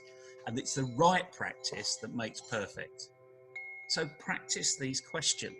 Does this make sense? I mean, is it rocket science? Do you think it's hard to do? It's not at all hard to do. In fact, it's very logical what you're saying. But interestingly, we are, at least, you know, what I've seen in my own circle, we are more diplomatic with our kids than our own employees. So we try to balance it out when we talk to kids. Hey, let's have a, you know, leading conversation. But with the employees, I think, or it's both ways. Even employees are, you know, don't talk to the boss in that same manner. So diplomacy is slightly less. It's more of a confinement. Yeah, I understand that. And but like anything else, if we're going to be collaborative moving forward, and attract the right customer, the right client, that's going to be a really good relationship, then again you need to adopt the same approach. Ask questions. What's your problem? How have you solved it in the past? Did it make a long-term impact? Are you open to other considerations? Question. You know, when we're 3 years old, the only thing we've got in our mind is, I'm either happy with what I'm doing, or I'm going to ask a question because I want something else. So when we used to go on holiday, you know, all the kids would pile in the back of the car, and by the end of the street, one of us would say, are we nearly there yet? Have we got any sandwiches? Can I have a drink? We've just left the house. No. So within 100 yards, we're bored. You know, and then, you know, my parents, like every other parent, would say, well, let's play a game, I Spy. Well, that works for about half an hour. And then there's only so many lampposts that you can go past, you know. I Spy reminded it like something with L, lamppost. Oh yes, Neville's turn. You know? So, but we constantly ask questions. Now's the opportunity to ask questions in the business. But again, it's a question of the focus of the question. Make it inanimate. And if you haven't done this in the past, because many people don't do this, write it down. Write down the question and say, is that judgmental? Is that argumentative? And if you think yes, then cross it out. Don't ask the question. And you'll come to a list of 5 or 6 that you can consistently ask. And when you're consistent with that questioning, your employees, your customers actually will think about a few of the answers before they come back to you. And then you can go back actually with a more detailed question, which is really going to get to the problem. Again, this is not rocket science. We don't have 14 years worth of questioning in school, but we do, because every child asks the teacher a question. We do 14 years of maths. In the maths lessons, there's questions. That's how we learn. It's not difficult to understand this. It's what you might call common sense, but make it your common practice. And the solution is simple. You know, you can go today, and everyone can go today and just write down some questions and see. I ask that question regularly. Is that argumentative? Is that pointing out a problem and blaming people? Am I the one to blame? You know, so cross the question out. Put another question. And this can be done really quickly. You just got to take a little bit of time out, a bit of introspection and think. And then you can go to your team and say, every time we do a project, why don't we answer these questions? You know, did we enjoy what we did? Did we get the result we wanted? Notice the language. Did we, us. Hardly ever me and you. Does that make sense? In fact, Neville, thank you for clearing my mind today. And I got an idea that, you know, once this session is over, I'm going to set up a process in my company where we will have a stand-up meeting every week, once a week, for an hour, where everybody can ask any question. No process. A brilliant idea. Yeah. Anything that comes to mind, please come and ask anyone. Just brilliant. And once you start that off and you continue it, I'd like you to feedback, you know, write a blog, you know, do a little video about it. Get one of your employees to do a video about it. You know, how does it make them feel? Do they feel they're more engaged in the organization? Are they happier? Because happiness is a byproduct of something you're doing. If you're really in the zone and really enjoying what you're doing, of course you can be happy. Even when you're filling out a tax return, because you're doing it quickly.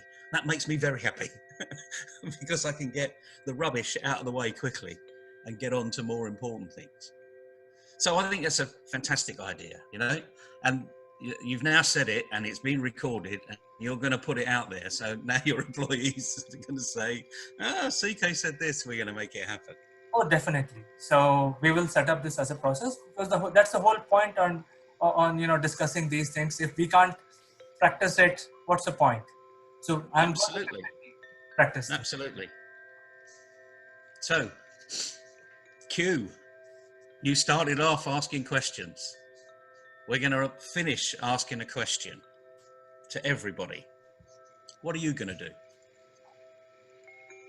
I will also ask the question. What else? I will ask. What else? Well, today was an easy cue. I don't think many people thought we would get to the question, but even so, we did. So now the issue is, what are you going to do? You know, take the advice. What are you going to do with it? Because it's important. So get on with it. Yes, certainly. And it was such a nice session I had with you, Neville. Thank you so much for your time. And we'll catch up tomorrow again with another alphabet. Another trip through the alphabet. Certainly. Take care, CK. Have fun. Cheers, everybody. Cheers. High five.